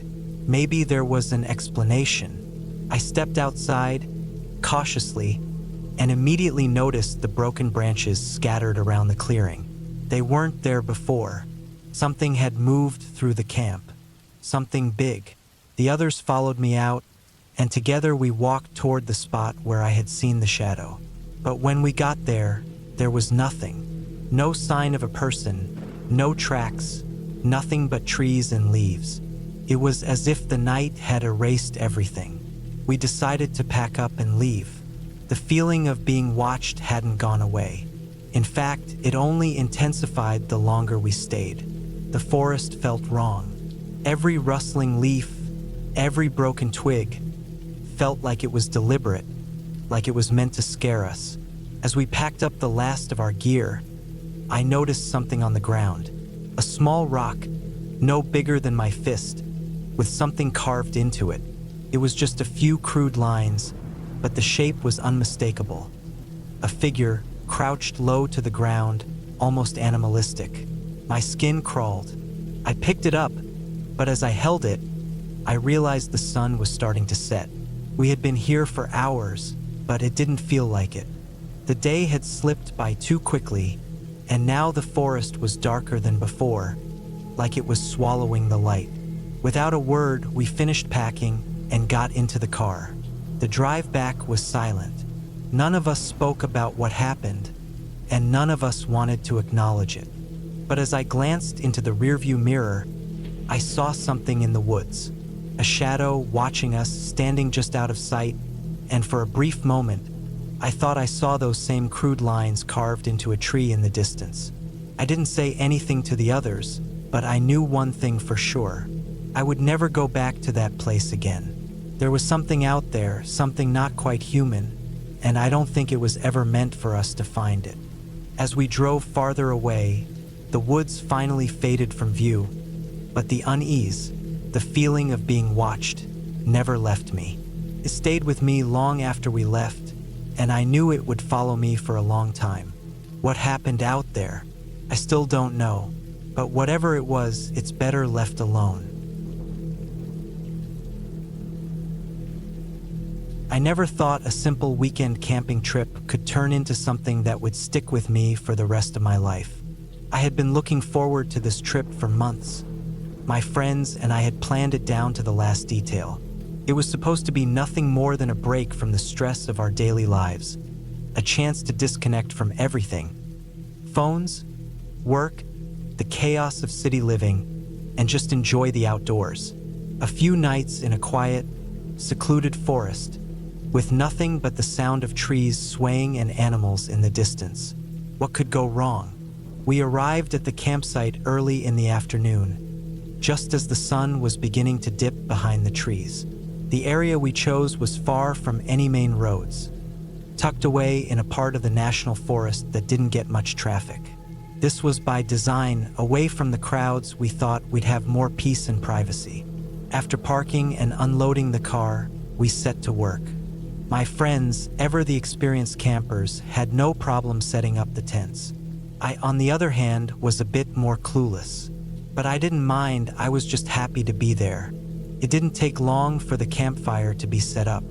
As the sun dipped lower, the air grew cooler, and the light began to fade, casting the entire area in a soft, golden glow. The fire crackled to life, its warm light dancing in the shadows of the trees. I sat back on a log, watching as the flames flickered. The smell of pine and damp earth filled the air, mixing with the scent of roasting marshmallows. We joked, laughed, and relaxed, unaware of the unease that was beginning to settle in my stomach. It started with the sounds. I didn't think much of it at first, the creaking of the trees, the occasional rustle in the bushes. It was natural, right? Wildlife. But the longer we sat there, the more I felt like we weren't alone, like something was watching us. The wind picked up, sending shivers through the trees, but it wasn't the wind that bothered me. It was the silence that came after. It was too quiet. The crickets stopped chirping, and the usual sounds of the forest seemed to vanish. For a moment, all I could hear was the crackling of the fire and the beating of my own heart. I shook it off, trying to convince myself it was nothing. My friends were too caught up in their own conversation to notice my discomfort. But I couldn't ignore the feeling gnawing at the back of my mind. When darkness finally settled in, we all retreated to our tents. The cold air seemed to press in closer as the night stretched on, and I found it hard to fall asleep. My sleeping bag felt more like a tomb than a cozy retreat. I kept hearing sounds outside, footsteps, twigs snapping, leaves shifting. Every time I pulled my blanket tighter around me, I heard it again. It wasn't the wind. It was something moving, slowly, cautiously. The sound stopped as quickly as it had started. Then I heard a voice, not a whisper, but a faint call, like someone was shouting from a distance. It didn't make any sense. No one else was out there. My friends were all asleep. I held my breath, trying to listen more carefully. Nothing. It was gone, but my heart was pounding, and I couldn't shake the feeling that something was wrong. I didn't want to disturb anyone, so I tried to brush it off and close my eyes, forcing myself to sleep. It didn't work. I lay awake for what felt like hours, staring at the fabric of the tent ceiling, my mind racing. Every creak of the trees, every rustle in the underbrush, made my skin crawl. Eventually, I drifted off, but my sleep wasn't peaceful. I kept dreaming of figures in the dark, of shadows moving just beyond the edge of the campfire's glow. Something was lurking out there, just waiting for me to make a mistake. The next morning, I woke up groggily, the remnants of the night's unsettling thoughts still lingering. I didn't say anything to my friends, not wanting to sound paranoid. It was probably just my imagination, right? After all, I wasn't used to the wilderness like they were. We spent the day hiking through the forest, enjoying the beauty of the place. The trees towered over us, their branches high above, weaving a canopy that filtered the sunlight into soft beams. Birds chirped and flitted through the branches, and the air was thick with the earthy scent of the forest. But the strange feeling didn't leave me. In fact, it grew stronger. The deeper we went into the forest, the more uneasy I became. It wasn't until we stopped for lunch near a small, secluded creek that I saw it. A set of tracks. At first, I thought nothing of it. Animals, right? But then I noticed the way they were spaced out, the strange pattern. These tracks weren't from any animal I recognized. They were too large, too deep, like something was walking on two legs, but not quite human. I pointed it out to my friends, but they brushed it off. Probably just a bear, one of them said, and the rest agreed. But I wasn't convinced. There was something off about it. Something wrong. That night, we decided to stay up later than usual, hoping to enjoy the stars. The campfire was low, its orange glow casting long shadows against the trees. The air was colder, and the wind had picked up again, rustling the leaves and branches. For a while, everything seemed normal. We sat in silence, just watching the sky, when the hairs on the back of my neck stood up again. There was movement in the trees. Slow, deliberate movement. At first, I thought it was just the wind, but then it happened again. Something large was moving through the brush, circling us.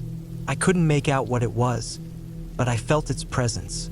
My friends were too caught up in their conversation to notice, but I was frozen, staring into the darkness, waiting for whatever it was to show itself. Then, out of nowhere, a loud crash broke the silence. A heavy branch snapped, followed by a low grunt. My heart stopped. Whatever it was, it wasn't trying to hide anymore. It was getting closer. I jumped to my feet, adrenaline flooding my body. "Do you guys hear that?" I asked, my voice shaky. My friends looked around, now realizing the unsettling noises I had been hearing all along. One of them stood up cautiously, walking toward the trees, calling out to whatever it was. "Hello?" he called. "Is someone out there?" There was no response, just more rustling, followed by the distinct sound of something moving in the underbrush.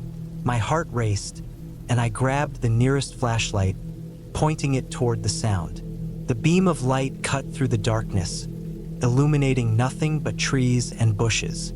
But I couldn't shake the feeling that we weren't alone. Something was watching us. Suddenly, one of my friends shouted. He had seen something large and dark moving in the shadows, just beyond the light's reach. Panic set in. "Get in the tent!" someone shouted. We all scrambled, rushing back to our tents as fast as we could. Inside, I lay on my back, wide-eyed, my mind racing. What was out there? What had we heard? There were no answers, just the sound of our breathing and the wind howling outside. I couldn't sleep, not with that feeling of being hunted, of being watched. The night seemed to drag on forever. I must have finally drifted off, because I woke up the next morning to the sound of my friends packing up the camp, looking frantic. "We're leaving," one of them said simply, his voice tense. "Now." We didn't ask questions. The tracks, the strange noises, the feeling of being watched. It all added up to something that didn't sit right. We packed up the rest of the camp in record time, each of us too afraid to stay another minute. The drive back home was silent. No one spoke much, and I couldn't help but feel that we had narrowly escaped something. As we left the forest behind, the tension slowly started to ease, but the questions lingered. What had been out there? What had been watching us? We didn't know, and I'm not sure I ever want to find out.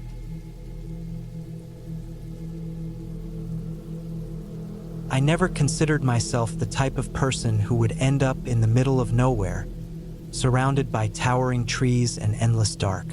But there I was, at the edge of Pine Ridge National Park, a place known for its quiet beauty, with my campfire crackling weakly as the sun dipped behind the hills.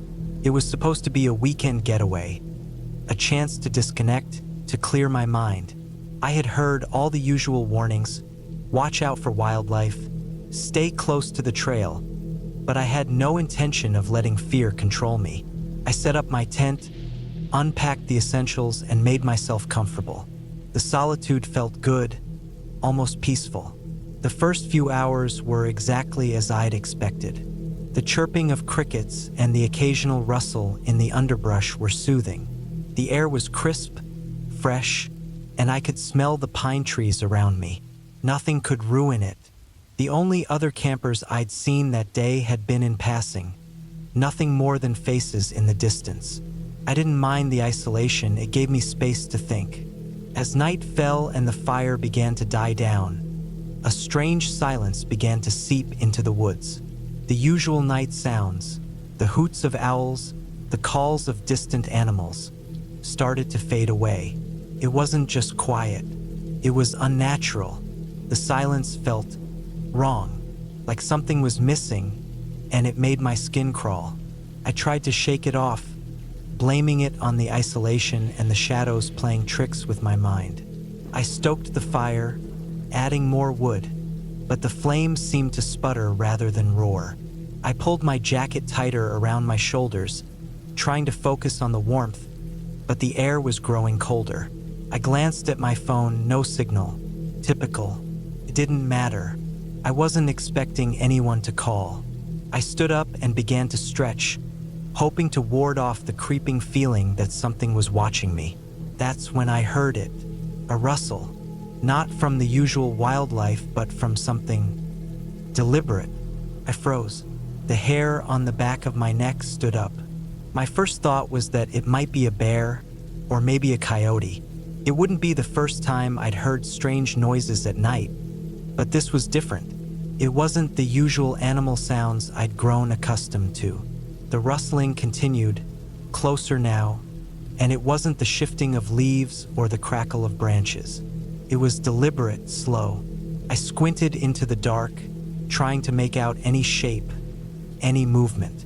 There was nothing, just the endless blackness of the trees beyond the reach of my campfire. I grabbed a flashlight from my bag and flicked it on, pointing it toward the sound. The beam sliced through the darkness, but there was nothing to see. I took a deep breath, trying to convince myself it was nothing. Just a deer or a raccoon, anything but something that would make me feel this uneasy. But the rustling didn't stop. Came again, this time from the direction of the trees behind me. The hairs on my neck prickled as I turned around, heart pounding in my chest. I wasn't alone. Panic hit me like a wave. I turned off the flashlight, feeling an overwhelming need to hide, to make myself as small as possible. My mind raced. The woods were quiet again. Too quiet. The fire flickered weakly, casting long shadows that stretched and twisted like something alive. I sat back down by the fire, trying to act normal, to convince myself that everything was fine. Maybe it was a person, just another hiker, but why would they be sneaking around like this? My gut told me something wasn't right. I forced myself to stay calm, but my eyes darted back to the trees every few seconds, trying to spot any movement. Minutes passed, or maybe hours, I couldn't tell. The air grew colder, and I felt my resolve cracking. I reached for the knife I had in my bag, gripping it tightly. It wasn't much, but it made me feel better, like I could at least defend myself if I had to. That's when the fire flared up, throwing harsh shadows across the ground. I jumped, nearly dropping the knife, but my heart skipped a beat when I saw something moving between the trees.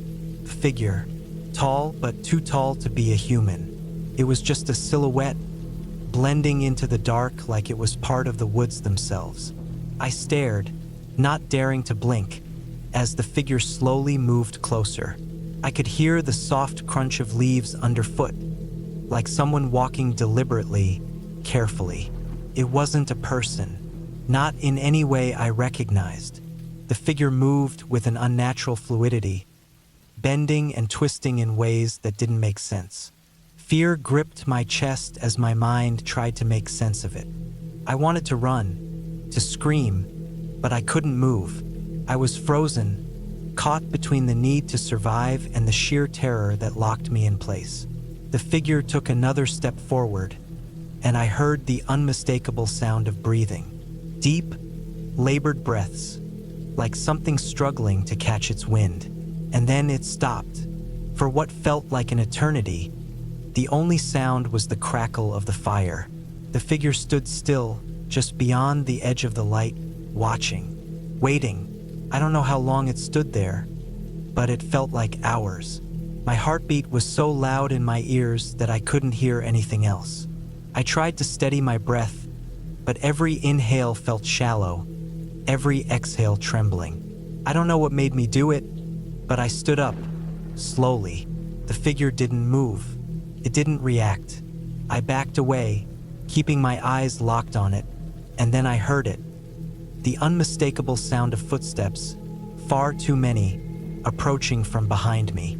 I spun around, my heart slamming in my chest, and that's when I saw them. 3 more figures emerging from the shadows. Each one was as tall as the first, their movements unnervingly smooth, like they weren't human at all. I could see their faces now, pale, almost featureless, with deep shadows where their eyes should be. Their lips were thin, almost non-existent, and they were staring at me with an intensity that felt like it could burn through my skin. My mind went into overdrive. There was no way these could be people, no way they could be anything I'd ever seen before. Panic surged in my veins, and I turned, running without thinking. The darkness swallowed me up immediately. I didn't look back, couldn't. The forest was thick and the ground uneven. My feet stumbled as I sprinted blindly through the trees, the sound of footsteps echoing behind me, but I didn't dare slow down. I didn't know where I was going, only that I had to get away. The sound of breathing grew louder, more urgent. Whatever was chasing me wasn't far behind. Then, suddenly, I stumbled upon something unexpected. A trail, the edge of the park. I had no idea how I had gotten there, but I wasn't going to question it. I ran along the path, my legs burning, my chest heaving. My lungs were tight, but I didn't dare stop. The figures had stopped following me, but the feeling of being watched didn't go away. Every step felt like it was being calculated, like something was still out there, just waiting for me to make one wrong move. I ran until I couldn't run anymore. It wasn't until I collapsed onto the dirt, breathless and trembling, that I realized I was out of the woods. The road. A car passed by, its headlights flashing over me like a beacon. I was safe, at least for the moment. I don't know what happened out there that night. I don't know if I'll ever understand what those figures were or why they were there. But when I finally made it back to civilization, I couldn't shake the feeling that Pine Ridge had changed me, that something in the woods was still watching. I've never gone camping again. Not there, not anywhere. Because whatever I saw, it wasn't meant for human eyes. And I don't think it's done with me yet. I didn't expect this trip to be anything out of the ordinary. It was meant to be a peaceful getaway. Just me, some gear, and the quiet of nature. My friends and I had planned this camping trip for weeks, and I was looking forward to a few days of escaping the noise of the city. No phones, no work, just a few nights under the stars. We set out for a remote campsite I had found online. The trail was long and isolated, but that's what I liked about it. No crowds, no distractions, just pure nature. The drive was smooth, the weather perfect, clear skies, a gentle breeze, and the smell of the forest as we got closer. We stopped in a small town to grab supplies before heading into the woods. I remember the shopkeeper at the gas station warning us about the trails. "It's pretty quiet out there. Some folks don't come back after a night," she said with a nervous chuckle. We laughed it off, thinking she was just trying to spook us. We parked at the trailhead, the gravel crunching beneath the tires. The sun was beginning to dip low in the sky, casting long shadows on the ground. There was no one else around. It was as if the whole forest was holding its breath. We started hiking, our backpacks heavy with food, water, and the gear we needed.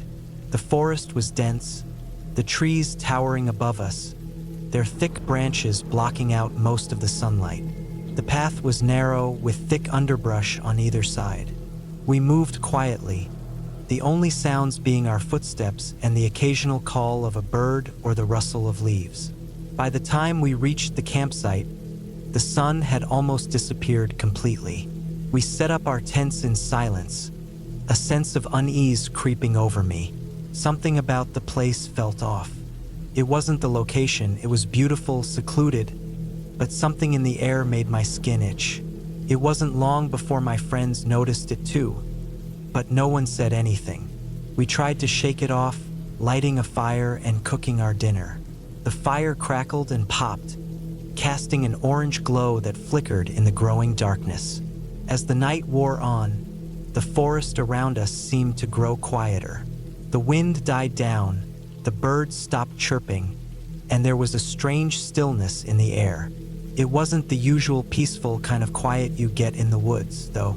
This felt like an unnatural silence, like the forest was holding its breath. It was disconcerting. After a while, we turned in for the night. I crawled into my tent, the cold of the forest creeping in around me. I tried to sleep, but the silence outside made it impossible to relax. Every tiny sound, every snap of a twig, made me jump. The wind hadn't picked up again, but there were rustling noises, like something moving through the brush. My mind kept racing, coming up with all sorts of wild scenarios. I told myself it was just animals, maybe a deer or some raccoons, but I wasn't convinced. It wasn't long before I heard something that made my blood run cold. A faint, distant sound, like the rustle of leaves, but it wasn't the wind. It was a distinct sound, almost deliberate, moving in my direction. I froze, holding my breath, trying to listen more closely. The sound stopped. Then, a few seconds later, I heard it again, closer this time. I stayed perfectly still, barely daring to breathe. The silence between the rustling sounds stretched out like an eternity. I felt a chill run down my spine, my heart hammering in my chest. I wanted to call out to my friends, but I couldn't make a sound. My mind raced with thoughts of who or what was out there. Then it happened. The sound wasn't from the brush anymore. It was right outside my tent. The hairs on the back of my neck stood up as I heard something. No, someone, scraping their hand against the fabric of my tent. Slowly, carefully, like they were testing it, trying to figure out how to get in. I couldn't move. I couldn't speak. I just lay there, frozen in fear, my thoughts spinning wildly. What was out there? Who was it? Why were they so close? I heard my friends stirring in their tents, but I didn't make a sound. They wouldn't have believed me anyway. They would have thought it was just an animal or my imagination. But it wasn't. Couldn't be. The scraping stopped. And then, in the silence, I heard a low, guttural whisper. so faint that I almost thought I imagined it. But it was clear enough that it sent a wave of terror through me. "Help me?" I blinked, my heart pounding in my chest. The voice was weak, desperate, almost broken. It sounded like someone in pain, someone who had been lost for a long time. The whisper came again, this time clearer, as if it was right next to my ear. "Help me?" I couldn't take it anymore. I grabbed my flashlight and unzipped the tent as quietly as I could. My hands were shaking so badly that I almost dropped the light. I crawled out of the tent, my breath coming in ragged gasps, and I aimed the beam into the dark woods. Nothing, just trees, shadows, and the faint outline of the distant ridge. The night was still, but the fear clawing at me was real. I stood there for a long time, not knowing what to do. I wanted to call out to my friends, but I didn't want to make a sound.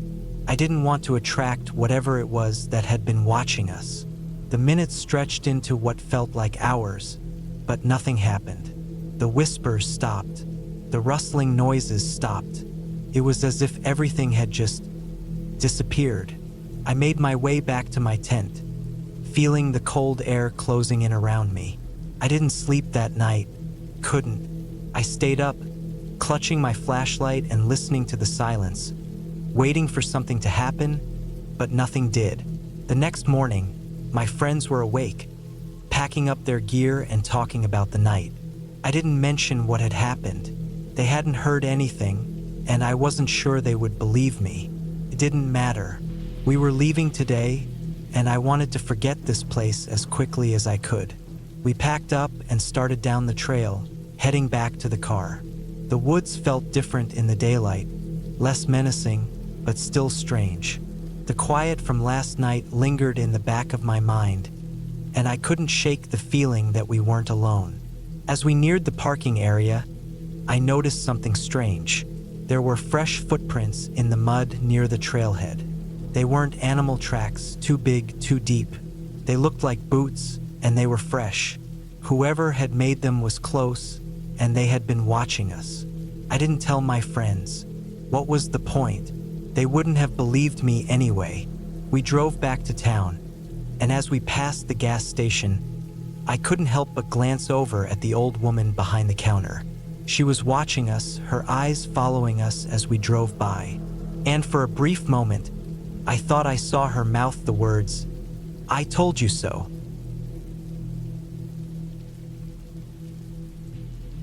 It was supposed to be a peaceful weekend getaway, just me and a couple of friends, a few miles from the nearest town. We set up camp in a secluded part of the forest, somewhere that wasn't on the map, or so we thought. We'd been planning this for months, looking forward to some quiet time around a campfire, telling stories, and maybe catching a glimpse of wildlife. The weather was perfect for camping. Clear skies, cool evenings, warm during the day. We arrived around mid-afternoon, unloading our gear and setting up tents. I couldn't have asked for a better place. The forest felt untouched, the kind of place you dream about when you want to disconnect. The ground was soft with pine needles, and the air smelled fresh, like earth and trees. We all agreed that it was the perfect spot. We set up our camp by a small creek that ran through the area, the sound of running water soothing in the background. After an hour or so, we had everything in place. Our tents were up, the campfire pit was dug, and we were ready to cook our first meal. We decided to hike for a bit before dinner, exploring a trail we found nearby. The path twisted and turned, leading us deeper into the woods. We didn't come across many people, which was exactly what we wanted. There was something peaceful about the isolation. As the sun began to set, we made our way back to camp. The temperature dropped quickly, and the fire felt like a relief when we returned. We roasted some marshmallows and settled in for a quiet night, the kind of peaceful moment you rarely get in a busy world. But that peace didn't last long. It started with a noise, a branch snapping in the distance. At first, I didn't think much of it. Animals, right? But then I heard it again, closer this time. My friend Brian, sitting closest to the edge of the firelight, squinted into the shadows of the trees, as if trying to see something beyond the orange glow of the flames.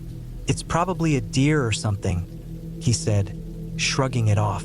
But there was something about the noise that felt wrong.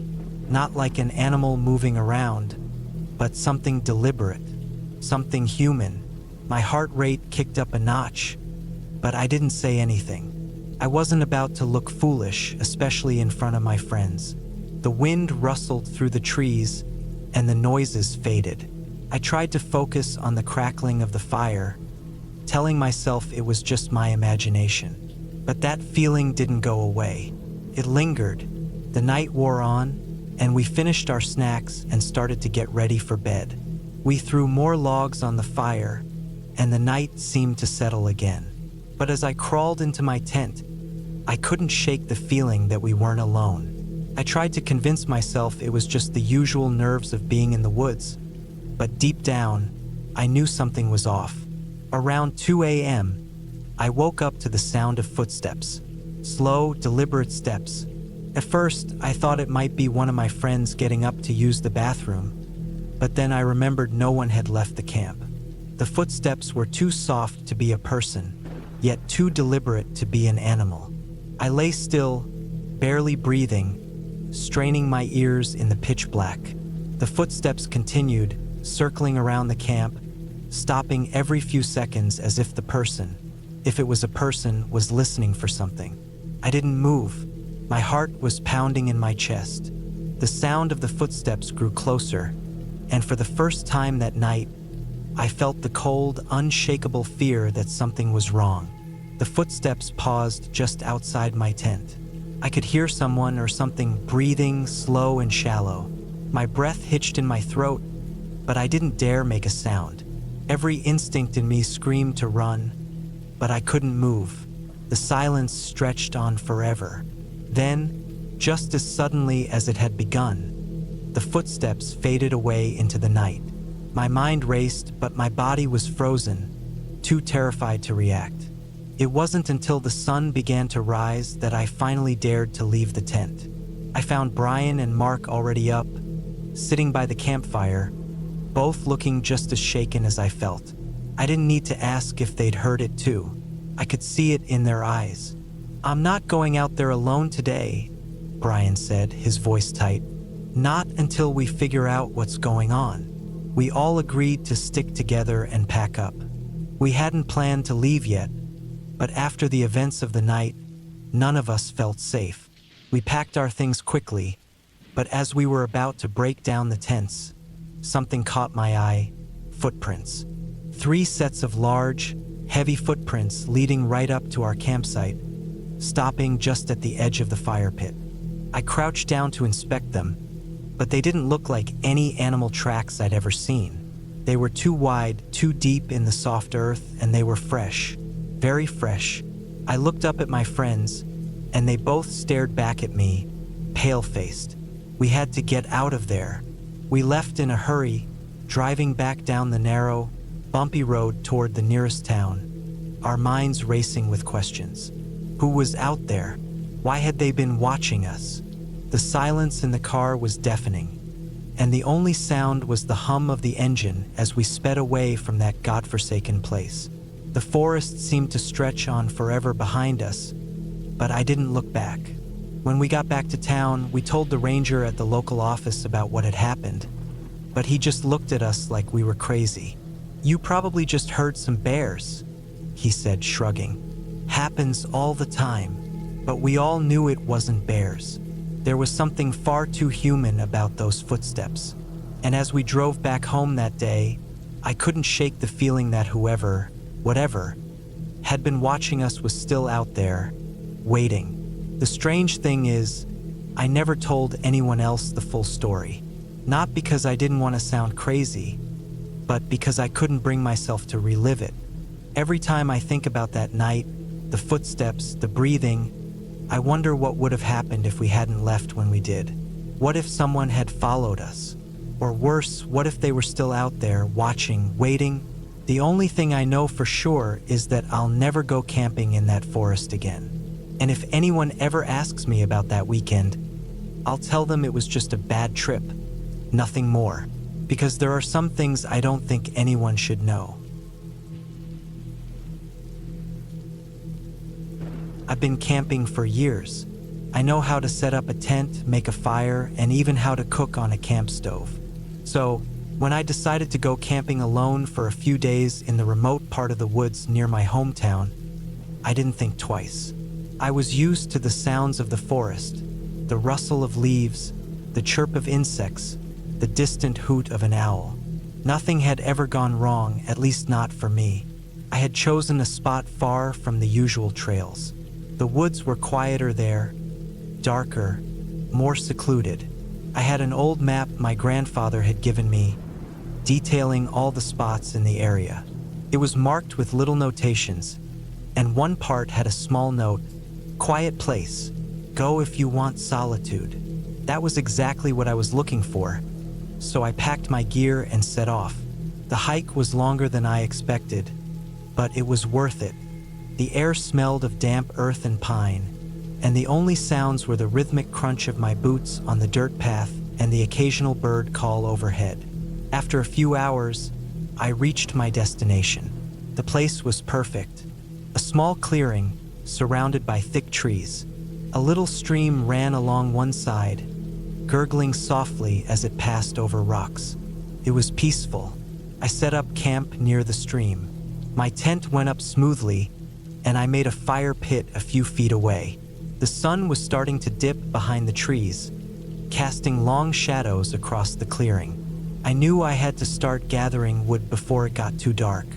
The woods around me were dense, and I didn't want to wander too far once night fell.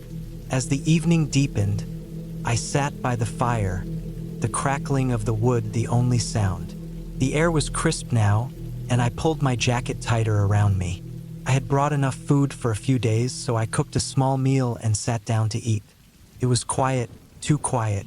There were no birds calling, no insects buzzing, just the fire and the soft rustle of the trees in the wind.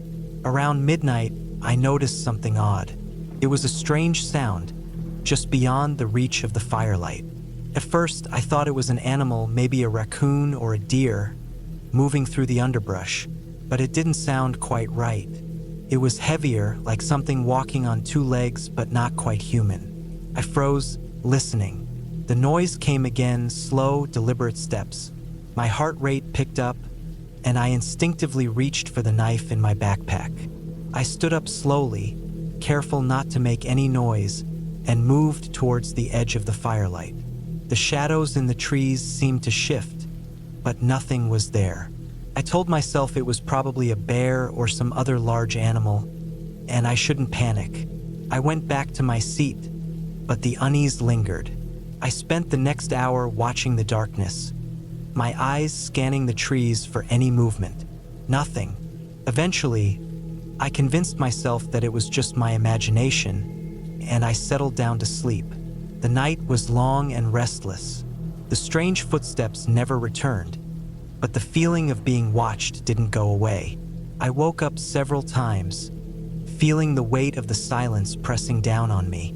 I pulled the sleeping bag tighter and tried to ignore the feeling in the pit of my stomach that something was wrong. By morning, I was exhausted. The sun had just risen, and the light filtering through the trees was soft and golden. I decided to go for a walk to shake off the lingering anxiety from the night. I grabbed my pack, my knife, and headed deeper into the forest. The woods were still quiet, but in the daylight, everything felt different. The trees looked less intimidating, and the shadows seemed less oppressive. I spent the morning walking, marking down some of the landmarks on my map, and taking in the beauty of the place. By mid-afternoon, I decided it was time to head back to camp. As I approached the clearing, I noticed something strange. The area around my tent looked disturbed. There were footprints in the dirt, large and heavy, as though something had walked around my tent while I was gone. The tracks didn't look like any animal I knew. Too big, too deep. My stomach twisted. I checked the camp carefully, making sure everything was in place. My food supplies had been rifled through. Nothing important was taken, but the fact that someone or something had been there was unsettling. I felt a chill crawl down my spine. That night, I didn't light a fire. I didn't want to draw attention. I kept my knife close, and I kept watch, my eyes scanning the edges of the clearing. Every crack of a branch, every rustle of leaves made me tense. I don't know what I expected, but nothing happened. The night passed uneventfully, but I couldn't shake the feeling that I wasn't alone. The next day, I decided I had had enough. I packed up my camp as quickly as I could, trying to keep my movements calm and steady. I didn't want to show fear, but the unease had turned into a tangible sense of danger. My thoughts raced as I hiked back down the trail, the weight of the woods pressing in around me. About an hour into the hike back, I saw something that made my blood run cold. Just ahead, in the dirt, was a fresh set of footprints. Large, heavy ones, like the ones I had seen around my camp. But these were different. They weren't just prints in the dirt. They were angled wrong, as though the person, or whatever it was, had been walking at an odd, awkward pace. The tracks didn't go straight down the path. They veered off to the side, deeper into the trees. I hesitated. Part of me wanted to turn back, to ignore it, but I couldn't. I needed to know. Slowly, cautiously, I stepped off the path and followed the trail. The footprints led me deeper into the forest, and I couldn't help but feel that I was being led, drawn in by some invisible force. The trail eventually brought me to a small, overgrown clearing. In the center of it was something I'll never forget. A makeshift shelter, crude and hastily built from branches and tarps. It looked old, as if it had been there for years. It was barely visible among the underbrush, hidden by the trees and the overgrowth. I felt the hair on the back of my neck stand up. I wanted to leave, to run, but I couldn't bring myself to move. I was rooted to the spot, staring at the shelter. That's when I heard the sound.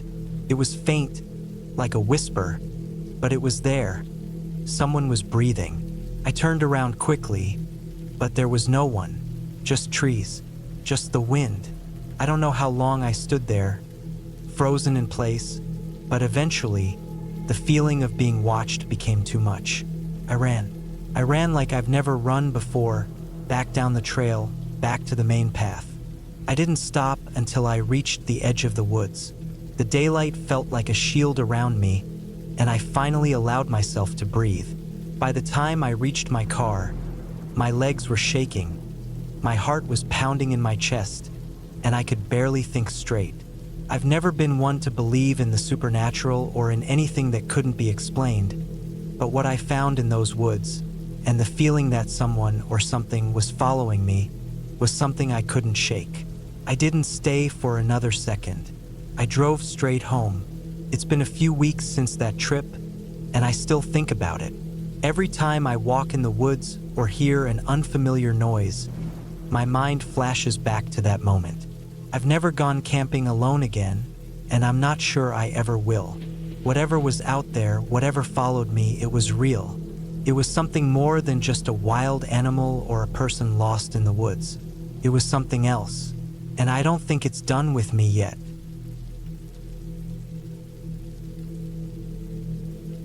The air was thick with the scent of pine and earth as I made my way into the woods.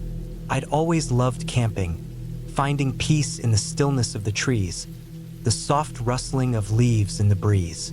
This time, I had decided to go alone, something I had never done before.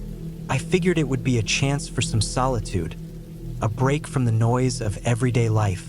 The weather was perfect for it.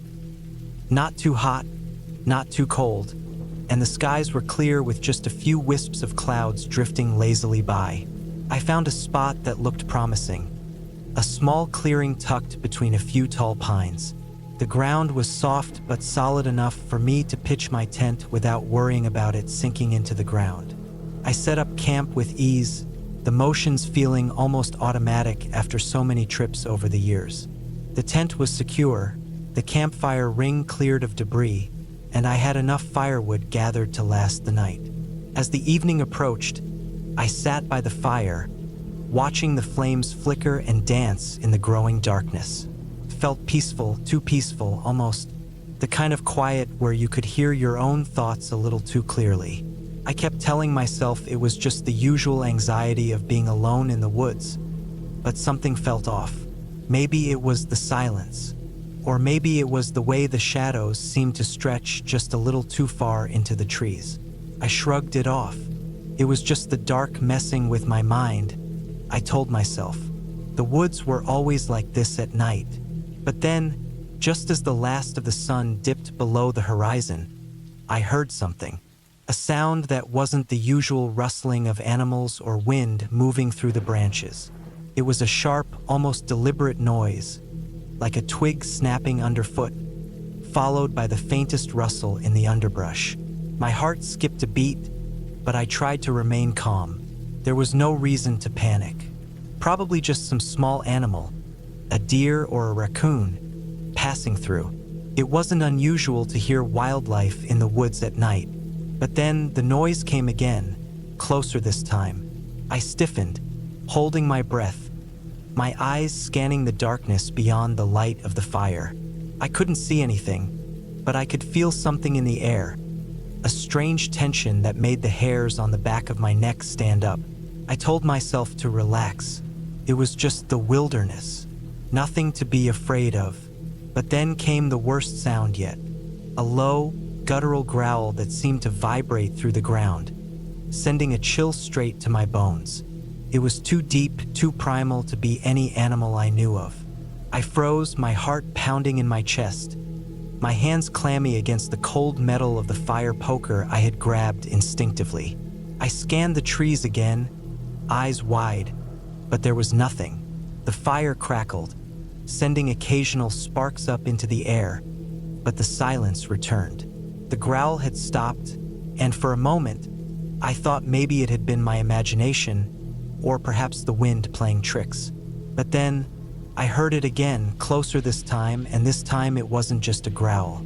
It was a voice or something mimicking a voice, a hoarse whisper, just on the edge of hearing, carried by the wind. I couldn't make out the words, but it was unmistakably a voice. I jumped to my feet, my breath shallow, heart racing in my chest. Every muscle in my body screamed for me to run, but I couldn't move. My body was frozen, caught between fight or flight. It felt like the darkness had somehow deepened, as though the trees themselves were closing in on me. The whisper came again, and this time, I could hear it more clearly. It sounded like someone was whispering my name. I turned toward the sound, eyes darting over every inch of the woods around me, but there was nothing there. Just the wind, the trees, and my own breathing. I shook my head, trying to clear the fog in my mind. "It's just an animal," I muttered to myself. "Just some weird sound, probably a bird or something." But deep down, I knew it wasn't. I stoked the fire, tossing a few more logs onto the flames to make them brighter, hoping the light would chase away whatever was out there. The crackling of the wood filled the silence, but it did little to calm my nerves. My eyes were fixed on the dark line of trees beyond the fire, the shadows too deep, too still. I kept expecting to see something move, but nothing did. I couldn't shake the feeling that I was being watched, though. It was like there was a presence out there, something hiding just out of view. Eventually, I managed to calm myself down enough to sit back down by the fire. The night felt quieter now, but the tension still lingered in the air. I told myself again that I was being paranoid, that nothing was wrong. Maybe it was just my mind playing tricks on me, the way it sometimes did when I was alone for too long.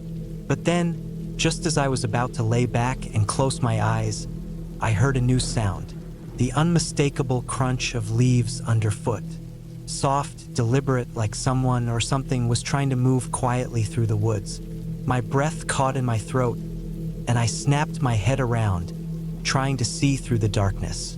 This time, I wasn't imagining it. There was definitely something moving out there, too close for comfort. Panic surged through me.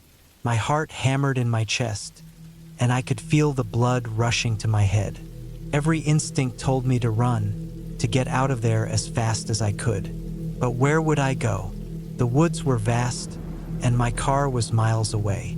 I grabbed my flashlight, flicking it on, the beam cutting through the darkness, but it revealed nothing but the trees, stretching out into the night.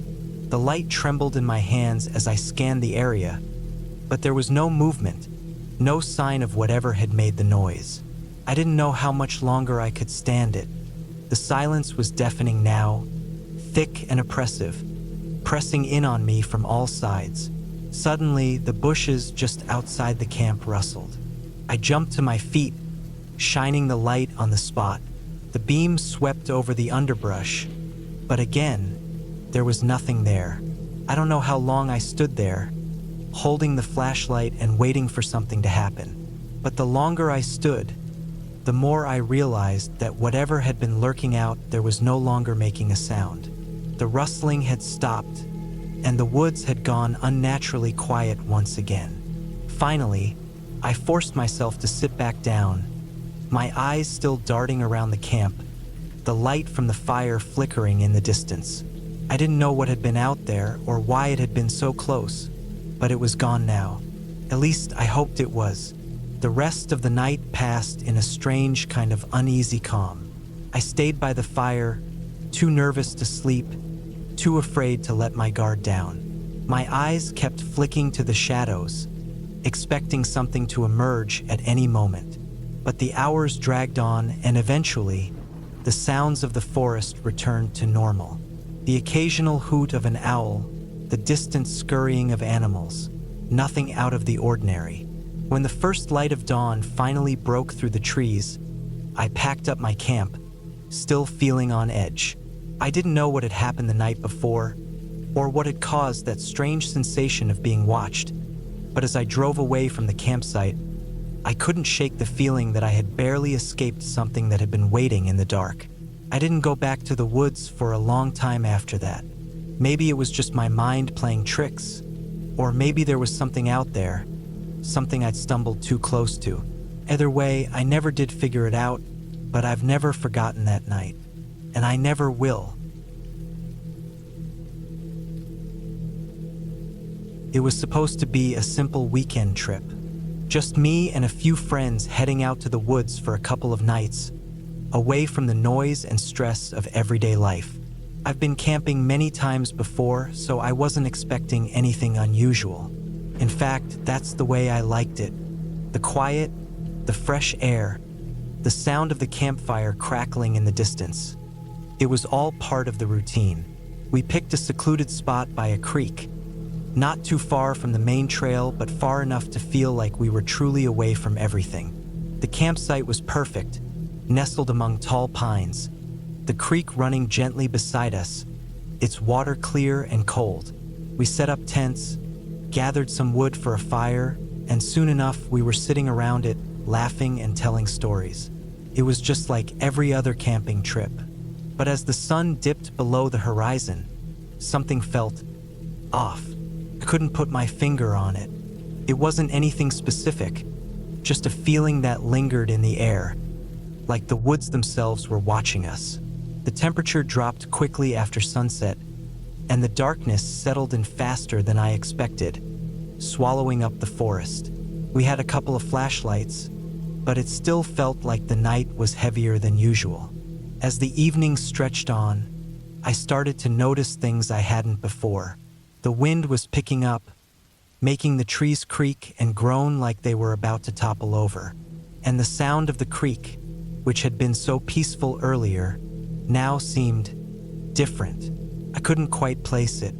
The water, normally soft and rhythmic, started to make strange noises, almost like something moving beneath the surface. Still, I tried to push it out of my mind. We ate dinner, made s'mores, and continued talking. But every now and then, I would catch myself looking into the forest, as if expecting something to emerge from the darkness. I kept telling myself I was being paranoid.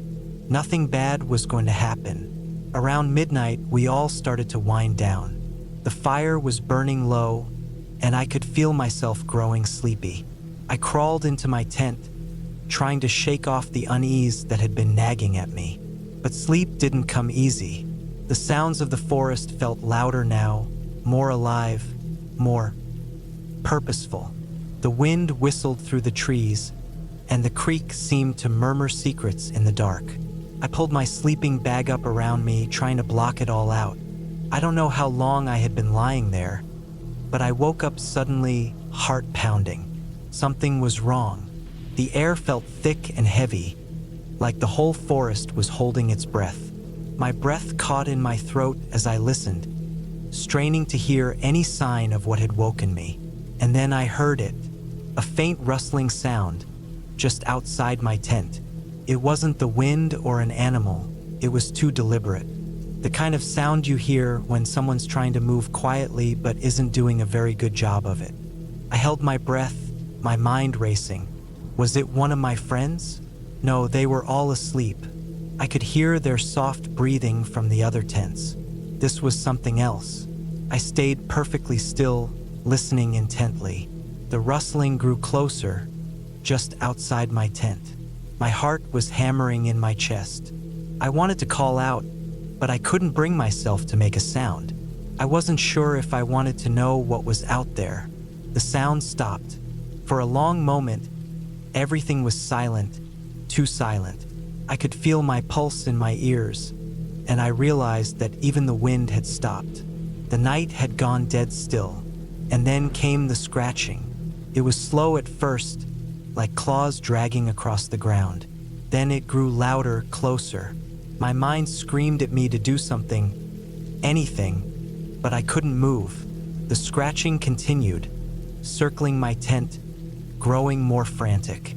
Whatever it was, it wasn't leaving. I finally gathered the courage to peek outside, just a tiny crack in the flap of the tent. I could barely make out the shadow of something moving just beyond the light of the dying campfire. It was tall, hunched over, definitely not a bear. Bears don't move like that. My stomach twisted into knots as I watched the figure pause in front of my tent.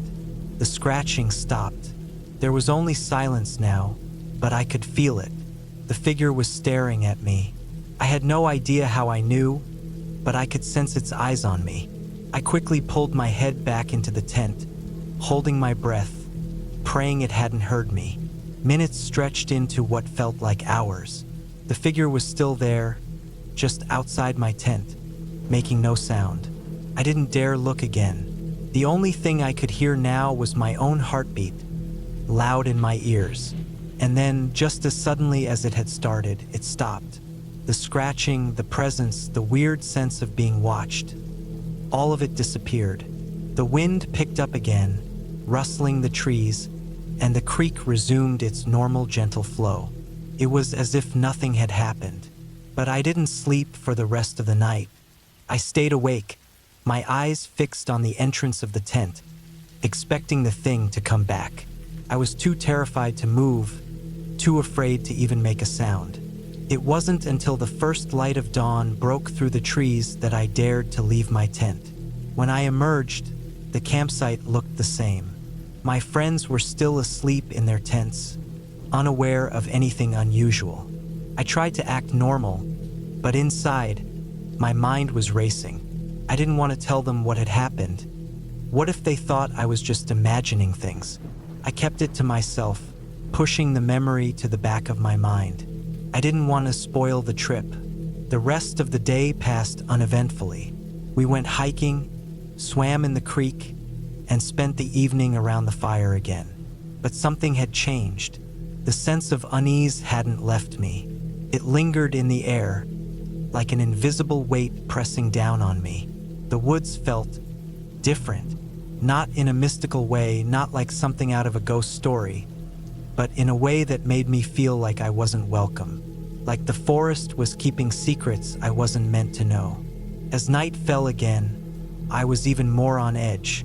The fire crackled, the trees swayed in the wind, but I couldn't shake the feeling that something was wrong. It was as if the woods were alive, watching us, waiting for something. I couldn't explain it. And then, that night, the scratching came again. This time, it wasn't just outside my tent. It was all around us. I could hear it on the sides of the tents, on the trees, even on the rocks by the fire. The same slow, deliberate scratching, like claws dragging across the earth. It was closer now, too close. I didn't wait this time. I grabbed my flashlight and ran to the other tents, shaking my friends awake. We didn't speak, didn't ask questions. We just packed up our gear as quickly as we could, stumbling in the dark, too terrified to even look behind us. We didn't take time to figure out what was happening. We just knew we had to leave. As we made our way back to the main trail, the scratching followed us, growing fainter with each step we took. But I couldn't shake the feeling that something was out there, still following us. We didn't stop until we reached the parking lot, exhausted, terrified, and shaken to the core. We didn't talk much on the way home. No one wanted to admit it, but we all knew what had happened. Something had been out there. Something had been watching us. It's been years now since that trip, but I still can't shake the feeling that the woods are hiding something. I never went back, and I'm not sure I ever will. Maybe some places aren't meant to be explored. Maybe some things are better left undisturbed. It was supposed to be a simple camping trip. Just a weekend getaway, a few friends, and the tranquility of the forest. Nothing too crazy, nothing too adventurous. Just some tents, a campfire, and maybe a hike or two. It sounded perfect when I first heard about it. My friends and I had been planning it for months, and after weeks of city life, we were ready to escape into nature. We chose a spot deep in the woods, far from the usual hiking paths, and it was recommended by a guy at the local outdoor gear store. "Great spot for camping," he'd said with a grin. "Not too many people go there, but it's perfect if you like privacy." That should have been the first red flag.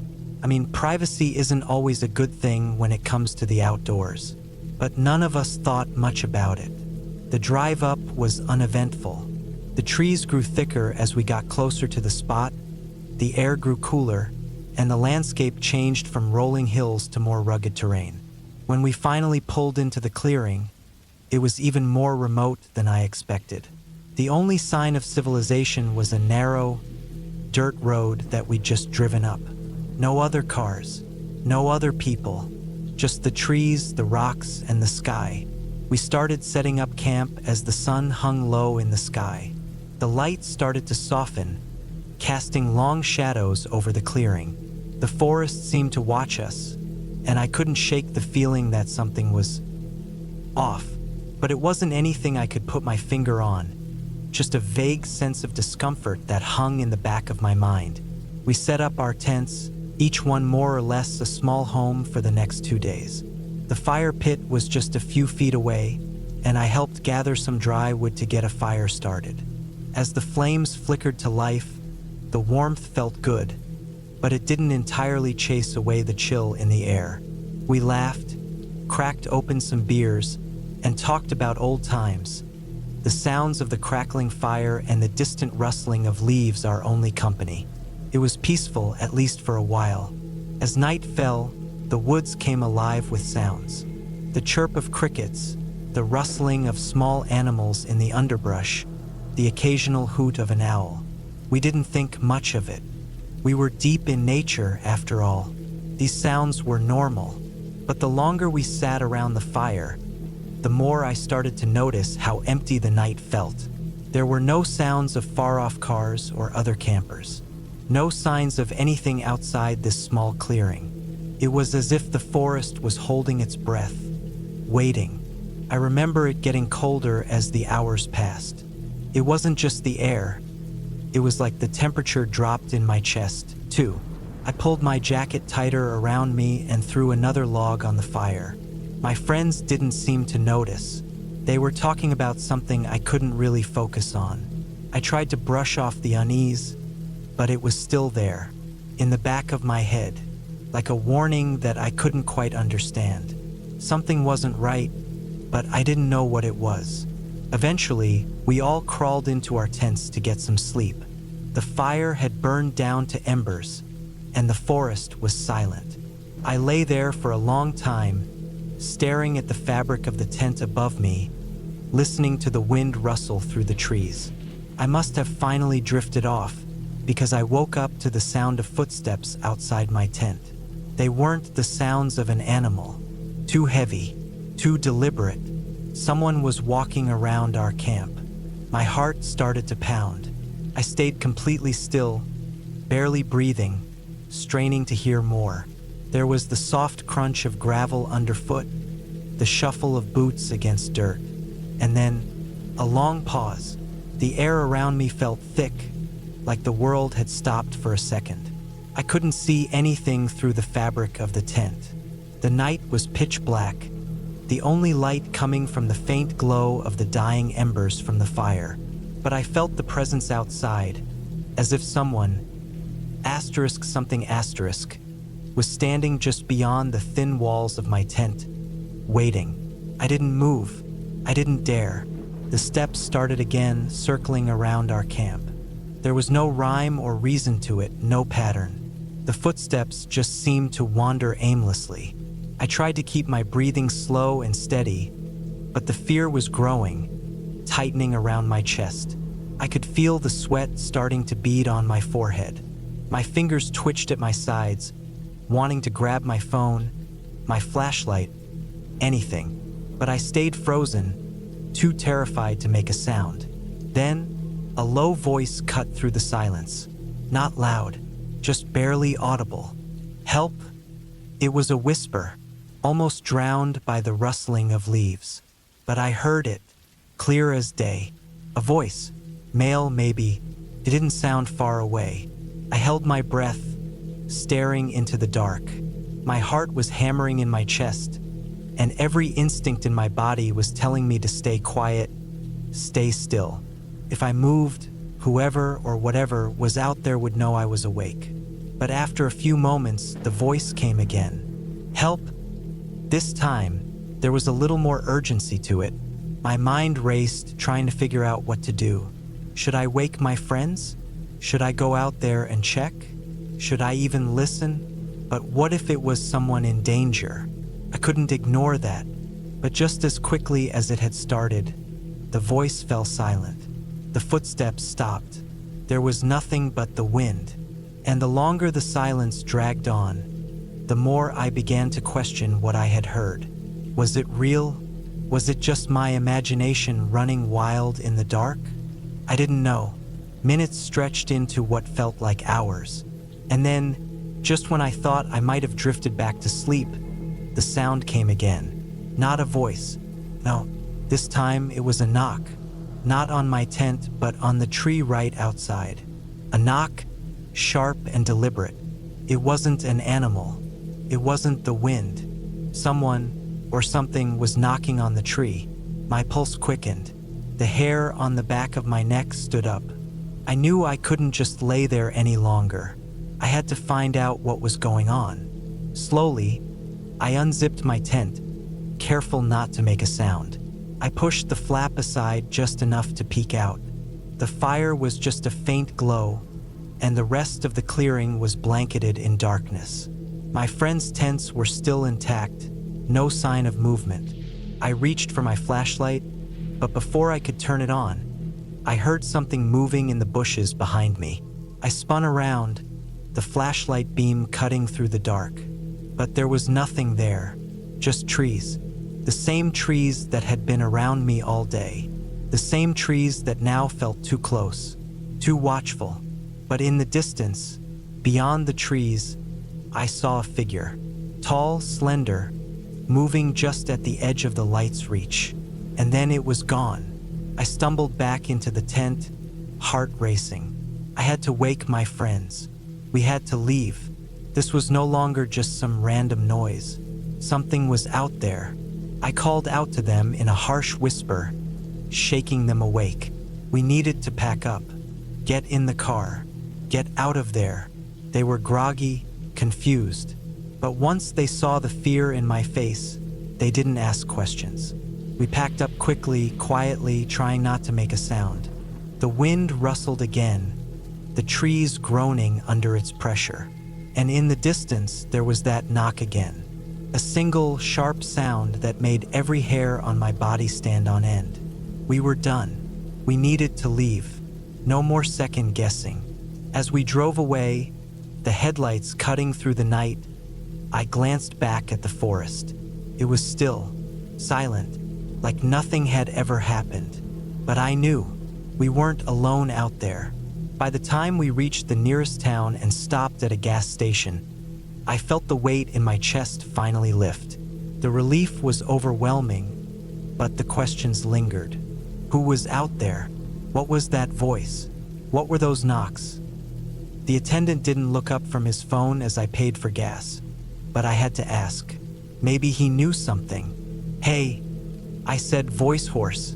Have you ever heard of anything strange happening up by Green Hollow? His eyes flicked up for a second, a knowing look crossing his face. Then he shrugged.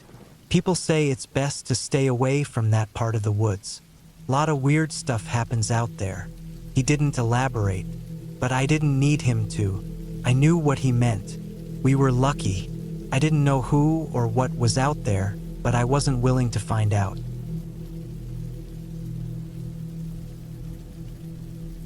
It was supposed to be a peaceful weekend trip, a time to disconnect, get away from the noise of the world, and breathe in some fresh mountain air. I had planned it for weeks, and now, standing at the edge of the forest with my backpack slung over my shoulder, everything seemed perfect. The sun was dipping behind the distant hills, casting a golden glow over the treeline. The rustling of the wind through the trees was calming, and the air smelled earthy, like pine and wet soil. I had hiked out to a spot that seemed far enough away from civilization for me to enjoy a few days of solitude, but not so far that I'd have to deal with the hassle of a long trek. I set up my tent in the clearing just off the trail, right next to a small creek. The sound of the water trickling over rocks was soothing, and the fire pit I found nearby looked like it had been used recently, which reassured me I wasn't the only one who enjoyed this place. I wasn't exactly an experienced camper, but I had enough knowledge to get by, how to set up a fire, how to filter water, how to keep a safe distance from wildlife. Nothing too complicated. After finishing with the tent, I gathered some firewood, snapped off a few dry branches, and lit a small fire. The flames crackled, sending sparks into the darkening sky, and I sat back, taking in the peacefulness around me. It felt good to be away from everything. I pulled out my book, but the pages stayed closed. There was something about the atmosphere. Maybe it was the way the shadows shifted around the fire, or the fact that I was so far removed from the usual distractions of daily life that made it hard to focus. The first few hours were uneventful. I roasted a couple of marshmallows, enjoyed the peace, and watched the stars slowly emerge in the sky. No other campers had come by, and no animals had made any significant appearances, though I occasionally caught glimpses of movement in the trees. Small critters, probably just raccoons or squirrels. I didn't mind. The isolation felt good. But then, just as the fire was starting to die down, I heard something. It was faint at first, just a crack of a twig somewhere off in the distance. I tried to shake it off, thinking it was just an animal, but then I heard it again, a little louder. It wasn't the sound of a small creature. No, this was something larger, something that moved with more purpose. My heart rate picked up as I strained my ears, trying to pinpoint the source of the noise. I stood up slowly, trying not to make any sound. I listened hard, but there was nothing, just the usual background sounds of the night. Maybe it was just my imagination, I told myself. Maybe I was overthinking things. I decided to sit back down, but then the noise came again, this time much closer. It was unmistakable now. Footsteps. The hairs on the back of my neck stood up, and I instinctively grabbed the flashlight next to me. My mind raced. Who else could be out here? I had checked the trail before setting up camp, and there had been no signs of anyone else. No hikers, no campsites, just me. The footsteps stopped. Dead silence. My grip tightened on the flashlight, and I stood, unsure of what to do. Should I call out? Should I go investigate? I didn't know, and the fear I felt paralyzed me. I was far from the nearest town, too far to expect help if things went wrong. Another snap. This time, it was so close I could hear the crunch of leaves underfoot. I was suddenly aware of how exposed I was. Sitting alone in the middle of the forest with only a small campfire to shield me. I started to think about what could be out there, my mind running wild with possibilities. A hunter? Someone else camping? Or worse, someone who wasn't supposed to be out here? I swung the flashlight around in a wide arc, its beam illuminating the trees around me. Nothing. I was starting to feel ridiculous. There was no one there. It was probably just an animal, I reasoned. A deer, maybe, or a bear. I had read about encounters in this area, though the chances of a bear being this close to a human camp at this time of night were slim. I decided to go check the perimeter of my camp, just to reassure myself. My heart thudded in my chest as I walked around the tent, scanning the shadows for any movement. I didn't see anything. No footprints, no broken branches, no signs of anything unusual. I felt a little silly, but also a little on edge. Maybe I was just too jumpy. I returned to the fire, which had started to die down, and added more wood to keep it going. As I knelt down to adjust the logs, the sound came again, this time right behind me. My blood ran cold. I spun around, but there was nothing there. I stood frozen for a few seconds, listening hard, trying to catch any hint of movement. The wind was picking up now, making it harder to hear anything, but the forest around me seemed to be holding its breath, as if waiting for something to happen. The unease I felt before was now a full-blown panic. My mind raced with thoughts of what to do. Was I being watched? Was someone really out there? Or was it just the forest playing tricks on me? I stayed by the fire, my back against a tree, eyes darting around the clearing. I wasn't sure what I was expecting to see. Maybe a figure emerging from the darkness, maybe a set of glowing eyes peering at me from the shadows. But there was nothing. Nothing but the rustling of the wind and the occasional snap of a branch. Hours passed. The fire dwindled to embers, and the temperature dropped. I could feel the chill seeping through my jacket, but I didn't dare leave the warmth of the fire. I couldn't shake the feeling that I wasn't alone. The whole night felt off, like there was an unseen presence lurking just beyond the light's reach.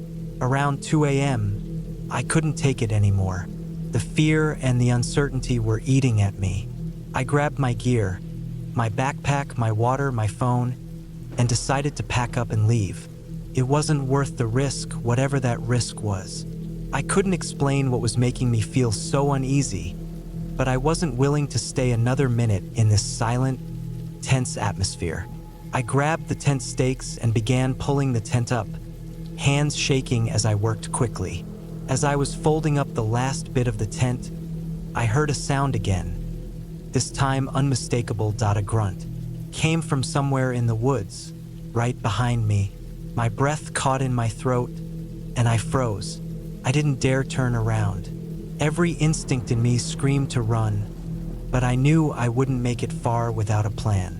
I slowly dropped to my knees, reaching for the small knife I had in my backpack, my heart hammering in my chest. The sound of movement grew louder. Someone was coming closer, pushing through the underbrush. I could hear heavy footsteps now, deliberate and measured. Whoever it was, they were walking toward me. I didn't know what to do, but I knew I couldn't let them get too close. I waited for a moment, listening as the figure drew nearer. Then, without warning, I bolted toward the trail. The adrenaline kicked in, and I sprinted through the trees, my feet crunching on the leaves as I ran blindly in the dark. The night air burned my lungs, but I didn't dare stop. I had no idea where I was going, but anywhere was better than staying in that clearing. I didn't hear the footsteps anymore, but I could feel the weight of my fear pressing in. Minutes passed, and I finally came to the trail. My legs were aching, my chest tight, but I didn't stop. I kept running, following the trail as best as I could in the dark. The forest seemed endless, stretching on forever in every direction, but I finally saw the faint glow of headlights through the trees. My heart skipped a beat. It was a car. I didn't think twice. I sprinted toward it, and within moments, I reached the road. A couple was parked in a truck by the side of the road, probably taking a break from their own hike. They looked surprised to see me, but I barely registered their faces as I practically collapsed in front of them. I was panting, sweating, and terrified. I told them I needed help, that something was out there. They didn't ask questions. They just helped me into their truck, and we drove off, leaving the forest behind. As we drove, I looked back at the dark outline of the mountains, feeling a mix of relief and confusion. What had happened back there? Who or what had been following me? The next day, I drove home, and the unease that had haunted me in the woods stayed with me. I didn't tell anyone about it, didn't mention the footsteps or the grunting sounds. Maybe it was just an animal. Maybe it was just the dark playing tricks on me. But one thing was for sure, I would never camp there again.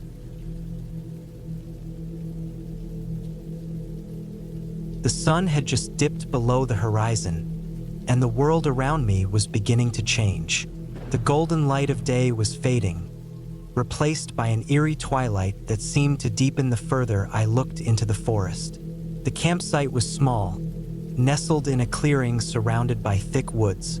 I had come here alone, seeking solitude, tired of the noise and chaos of the city. All I needed was a few days to disconnect, recharge, and just be with my thoughts. I'd done this before, camping alone in remote places. It was something I'd grown used to, but tonight was different. Something felt off, though I couldn't pinpoint exactly what it was. I'd set up my tent earlier in the day, taking care to make sure everything was in place. A small fire crackled in front of me, casting shadows that danced on the trees. The flames were warm and comforting, but they couldn't chase away the chill creeping up my spine. A faint breeze rustled the leaves above me, and I pulled my jacket tighter around me, trying to shake off the discomfort. I was sitting on a log, roasting a marshmallow, trying to push aside the gnawing feeling that something wasn't quite right. The woods around me felt too quiet, too still. No chirping of crickets, no rustling of small animals in the underbrush. It was as if the entire forest had held its breath, waiting. The light from the fire flickered and shifted, casting strange shadows in every direction. I glanced around, but everything appeared normal. Just trees, the underbrush, the flickering shadows. Yet, the longer I sat there, the more the feeling of being watched crept in. I told myself it was just nerves, just my mind playing tricks on me in the solitude of the woods. But then I heard it, a rustling sound, faint but distinct. At first, I thought it was just an animal, maybe a deer or a raccoon, something harmless. But the rustling was getting closer. I froze, the marshmallow halfway to my mouth. It wasn't the usual shuffle of forest animals. This was deliberate, methodical. The noise stopped suddenly, and for a moment, everything was still again. The hairs on the back of my neck stood up. I glanced around the firelight once more, but saw nothing. The silence dragged on for what felt like an eternity. And then, just as I was about to convince myself it was nothing, the sound came again. Closer this time. Whoever or whatever was out there, it was moving in my direction. I stood up quickly, grabbing the nearest branch and holding it like a makeshift weapon. My heart was pounding in my chest, and every instinct screamed at me to run. But I stayed still, straining my ears to listen. Then, just as quickly as it started, the rustling stopped. I stood there, frozen, every sense on high alert. The firelight flickered, casting wild shadows that made the forest look even more unnerving. I could hear my own breathing, ragged and loud, but that was it. No other sound. The wind shifted, and a new smell reached my nose. Something sharp, metallic. I sniffed the air, confused. Blood? It was faint, almost imperceptible, but it was there. My stomach churned, but I dismissed it as my imagination. The more I thought about it, though, the more real it became. No animal I knew of had a scent like that. I sat back down slowly, trying to calm my nerves. I stared into the fire, my thoughts racing. Was it just an animal? A hunter? Maybe? I knew I shouldn't be paranoid, but this felt different. I'd spent enough time in the woods to know when things didn't seem right. I tried to tell myself that it was nothing, just the wind playing tricks on me. Or maybe I'd been so used to the noise of the city that the quiet of the woods was starting to mess with my mind. I needed to sleep.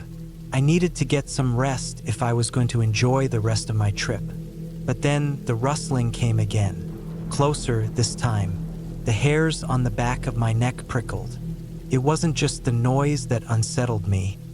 It was the feeling that I was being hunted. I stood up again, clutching the branch tightly, scanning the darkness between the trees. The firelight didn't reach far, and everything outside of its glow was swallowed by the night. For all I knew, whatever was out there was already watching me. A branch snapped to my left. I turned, heart hammering in my chest, but there was nothing there. The forest was still quiet again. I stood motionless, waiting, listening. Then I saw it, a shape moving just beyond the edge of the firelight. It was low to the ground like an animal, except it was too big, too wide. For a moment, I thought I saw something resembling a human shape, but it was distorted, twisted, wrong. It moved slowly, deliberately, and then it was gone. I froze, every muscle in my body tense. My breath was coming in shallow gasps, and I could feel the panic rising in my chest. I didn't want to move, didn't want to do anything that might provoke whatever that thing was. My mind was racing. What was that? Was I imagining things? No, I had seen it. I had seen something. I stumbled back toward the tent, but my feet felt like they were moving in slow motion. Every instinct screamed at me to run, but I couldn't tear my eyes away from the edge of the woods. The shape had disappeared, but I wasn't foolish enough to think it was gone. Whatever it was still out there. The rustling came again. Closer this time, louder, almost as if it were circling around me. I didn't wait. My breath came in ragged gasps as I dove into the tent, grabbing my flashlight from the bag. My hands shook as I turned it on, casting a beam of light into the darkness. I zipped the tent shut and pressed my back against the cold canvas, heart thudding in my chest. The rustling stopped. The silence was deafening. For a moment, I thought maybe it was over. Maybe it was just my nerves. Maybe it was just an animal. But then I heard a sound that made my blood run cold. A slow, deliberate scratching noise against the side of the tent. It wasn't a branch, it wasn't wind. It was too methodical. I froze, clutching the flashlight in my hands. My heart was pounding so loudly I thought it would burst. The scratching came again, and again. Whoever or whatever was out there, it wasn't leaving.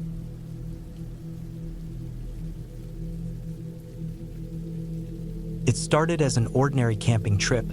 Just me, a backpack, and a tent, heading into the mountains for a weekend of solitude. I had planned it as a simple escape, a break from the noise of everyday life.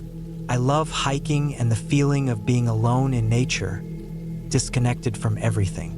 A few friends had warned me about going up there alone, especially with how remote it was, but I brushed it off. I thought they were being overly cautious. After all, I had gone on camping trips before, and nothing bad ever happened. The trail was quiet. The only sounds were the crunch of dry leaves underfoot and the occasional rustling of small animals in the underbrush. The sun was just beginning to dip behind the trees, casting long shadows over the trail. I didn't feel uneasy. Everything felt peaceful. As I made my way deeper into the forest, I passed a small stream, its water glistening in the dying light. It was beautiful, and for a moment, I just stood there, watching it flow. I took a deep breath, the air crisp and cool. Perfect weather for a night under the stars. I found a spot by the edge of a clearing, a flat area surrounded by thick trees. It was about a quarter of a mile off the trail, hidden enough to feel private but not too far to be dangerous. Setting up my tent felt familiar. Unpacking, staking the poles into the ground, arranging my sleeping bag inside. I took my time, making sure everything was just right. Once the camp was set, I took out a small stove and made a simple meal: canned chili and a cup of coffee. I ate in silence, staring into the fire. The flame crackled and popped, the warmth contrasting with the cool evening air. The sky darkened quickly, and the stars began to appear, bright against the inky sky. The forest around me seemed to come alive with nocturnal sounds: the distant call of an owl, the rustle of leaves, the creak of tree branches swaying in the breeze. After dinner, I decided to take a short walk to stretch my legs. I grabbed my flashlight and ventured a little farther into the forest, just far enough to enjoy the quiet. The beam of light danced across the trees, casting eerie shadows that seemed to shift and move with the wind. I felt a strange sense of unease, something I couldn't place. It was the kind of feeling you get when you're in an unfamiliar place, but you can't put your finger on why it feels wrong. I shrugged it off. It was just my imagination, I told myself. I'd been in the woods alone before countless times, and I'd never had a reason to feel afraid. But the more I walked, the more I couldn't shake the feeling that something was off. The forest felt too still. The sounds of wildlife had quieted down, and there was an odd silence hanging in the air. My footsteps seemed too loud, the sound of my boots crunching on the forest floor unnaturally sharp. I stopped for a moment, listening. Nothing. Not a single sound. I turned back toward the camp, my heart beating a little faster now. The feeling of being watched had crept up on me, and though I tried to tell myself I was being ridiculous, I couldn't ignore the growing sense of dread. When I finally reached my tent, I locked the zipper and sat on the edge of my sleeping bag, staring at the flickering fire in the distance. I couldn't get comfortable. The night was getting colder, and the wind had picked up, causing the trees to sway and creak in a way that was almost unnerving. I thought about going to sleep, but something told me to stay awake. My mind kept racing, replaying the strange silence of the forest. I kept telling myself it was just a fluke, that I was being paranoid, but the feeling didn't go away. Around midnight, I decided to take another quick walk around the camp, just to reassure myself. The fire was still burning low, and the quiet was almost oppressive. The air felt thick, like something was pressing down on me. I checked the area around my tent, making sure everything was fine, but as I walked deeper into the woods, the sensation of being followed returned. I'd seen no one, but the hairs on the back of my neck stood up. I turned in a slow circle, scanning the dark forest. Then I saw it. At first, I thought it was a trick of the light, a shadow moving between the trees, but then I realized there was something out there, just beyond the range of my flashlight. It was tall, too tall to be a deer or a bear. It wasn't human either, but it moved like it was. A dark figure, standing still in the darkness, watching me. My heart hammered in my chest. I blinked rapidly, trying to make sense of what I was seeing, but the figure didn't move. It was just standing there. I froze, my breath shallow, my body tense. I knew I should turn around and go back to my tent, but I couldn't move. My mind screamed at me to run, to get out of there, but I couldn't tear my eyes away from it. It was as though some part of me was too terrified to break contact. And then, just like that, it was gone. 1 second, it was standing there, and the next, it had disappeared into the trees without a sound. I didn't wait to see if it would come back. I turned and ran back to my tent, my feet stumbling over the uneven ground, my breath coming in ragged gasps. I threw myself inside, zipped up the tent, and lay there, staring into the darkness. The feeling of being watched didn't leave me. I lay in my sleeping bag, too scared to sleep, too terrified to even close my eyes for more than a second. Every noise in the night sounded louder now. The wind, the cracking of twigs, the rustling of leaves.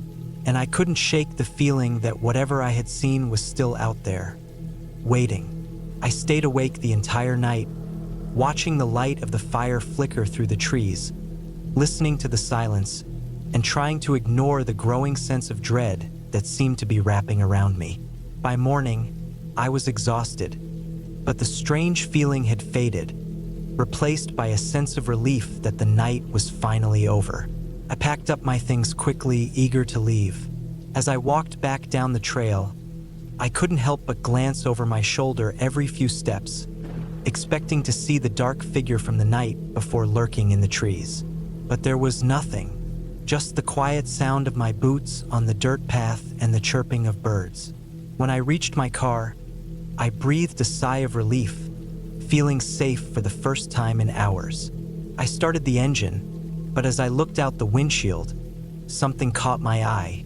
There, just at the edge of the trees, was a dark shape. It wasn't moving, just standing there, watching me. I didn't look back this time. I put the car in gear and drove off as fast as I could. Even as I left the woods behind, the feeling of unease lingered, like something was still out there, just beyond my sight. I didn't stop driving until I was far away from that place, and even then, I still couldn't shake the feeling that I hadn't left it behind. The trip was supposed to be a peaceful getaway, but it ended up being a reminder that some things are better left unexplored. The woods may seem peaceful at first, but sometimes there's something in them that you don't want to find.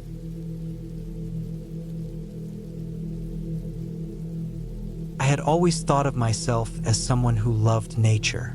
The calm of the wilderness, the crisp air, and the sense of peace that came from disconnecting from the chaos of daily life were all things I craved. That's why I decided to go on a solo camping trip in the mountains. It was early September, and the weather was supposed to be perfect for a few days away from everything.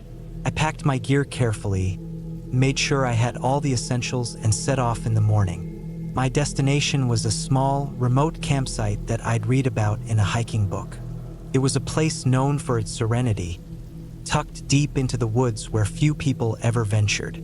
A place, I thought, where I could really unwind and recharge. The drive was long, and the further I went, the fewer signs of civilization I saw. As I turned off the main road and onto a dirt path, the trees closed in on both sides, their branches thick with leaves, blocking out most of the sunlight. It felt like I was entering another world.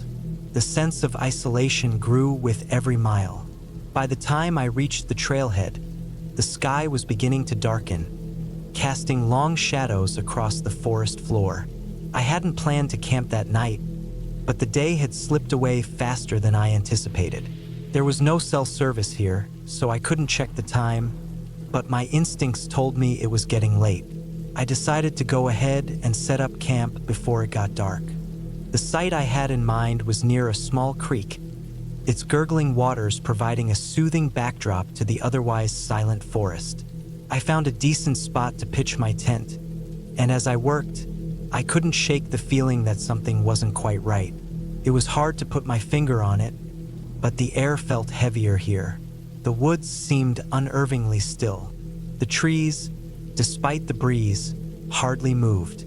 It was like the forest was holding its breath. Once the tent was up, I set up a small campfire and sat down to eat. The evening passed slowly. The sun dipped below the horizon, leaving behind a blanket of darkness. The fire crackled, sending occasional sparks into the night air. I tried to relax, focusing on the fire and the peaceful sounds of the creek, but my mind kept wandering. I thought I heard something in the distance, some kind of rustling in the trees. Maybe an animal? I didn't think too much of it. It was just the woods being the woods. As the night deepened, the temperature dropped. I wrapped myself in a blanket, trying to keep warm by the fire. The sounds of the forest had become more pronounced now. The occasional chirp of a night creature, the wind in the trees, and the soft murmur of the creek. Everything was normal, until it wasn't. It started with a small sound, almost imperceptible. A twig snapping. I froze, my breath catching in my throat. It was too loud to be the wind. It had come from somewhere nearby, behind me, just beyond the reach of the firelight. I turned around quickly, my heart racing, but saw nothing. The forest was still, as if mocking my growing anxiety. For a moment, I convinced myself it was nothing, probably a deer or some other small animal. But then it came again, a distinct crunch of something stepping on the dry underbrush.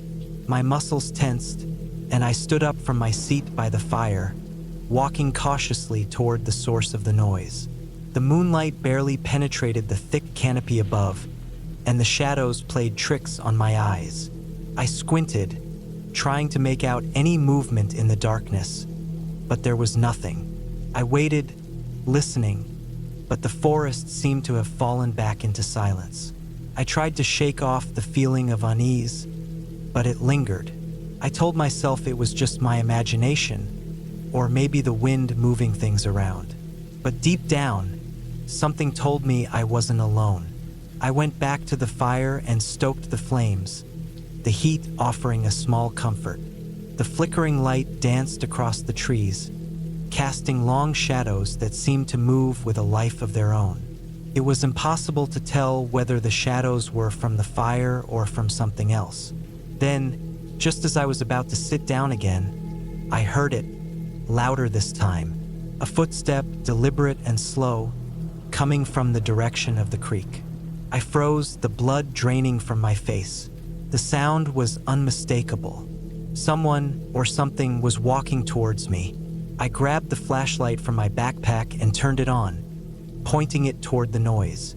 The beam of light cut through the darkness, revealing only trees and the bubbling water of the creek. My mind raced. Was it another camper?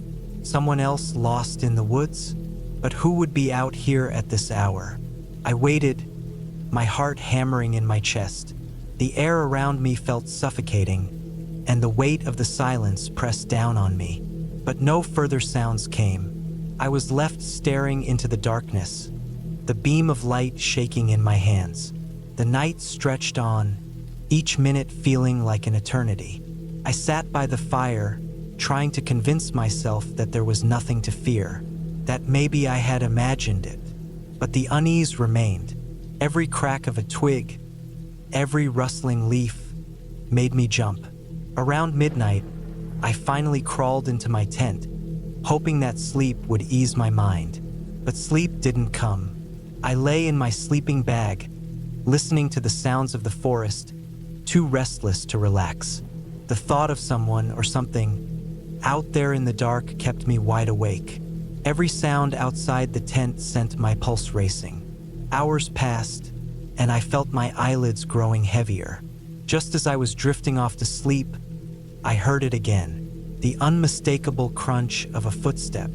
This time it was closer, too close. It was right outside my tent. My heart skipped a beat. I held my breath, praying it was just an animal. But deep down, I knew it wasn't. The footsteps were slow, deliberate. Whoever or whatever was out there, it wasn't in a hurry. I lay perfectly still, trying to control my panic. The sound stopped, and for a moment, everything was quiet. Then, I heard a faint rustling sound, like fabric brushing against the ground. Someone was crouching near my tent. I couldn't move. I didn't dare make a sound. What if they could hear me breathing? What if they knew I was awake? The minutes stretched into what felt like hours. I had no idea how much time passed, but it felt like forever. Finally, the sound stopped. The footsteps faded into the distance, and the forest returned to its usual state of eerie quiet. I waited a long time before I finally dared to unzip the tent slightly and peer out. There was nothing, no sign of anyone. No footprints. Just the stillness of the night. I didn't know whether I was relieved or more frightened. It felt like the worst kind of trick, the kind that messes with your head. I lay there wide awake, staring at the ceiling of the tent, too afraid to close my eyes. The rest of the night passed without incident.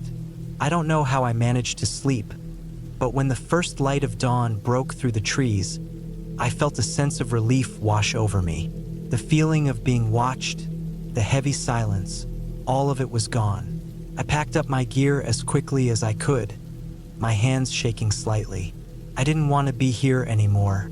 Whatever had happened last night, I didn't want to find out what it was. I didn't want to risk it happening again. By the time I reached my car, I felt a strange sense of clarity. I couldn't explain it, but I knew something was off about that place. Maybe it wasn't haunted, maybe it wasn't some elaborate prank, but there was something wrong with the woods. And as much as I loved nature, I knew I didn't want to be a part of it anymore. I drove back to the nearest town, my eyes constantly scanning the rearview mirror. The road, now familiar and not nearly as intimidating, seemed to stretch on forever. I kept my foot heavy on the gas pedal, not wanting to stop until I was far from that place. It was the last time I ever went camping alone. Something about that night, the way it made me feel, stayed with me. And even now, as I sit here, I can't help but wonder if there was something I missed, something I didn't see or understand. Maybe it wasn't meant for me to know, but one thing was certain: some things are better left alone.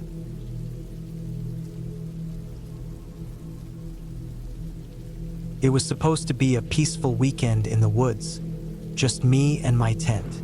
I had been looking forward to getting away from the chaos of everyday life. The buzz of the city had worn me down, and I needed a break, just some time to clear my head.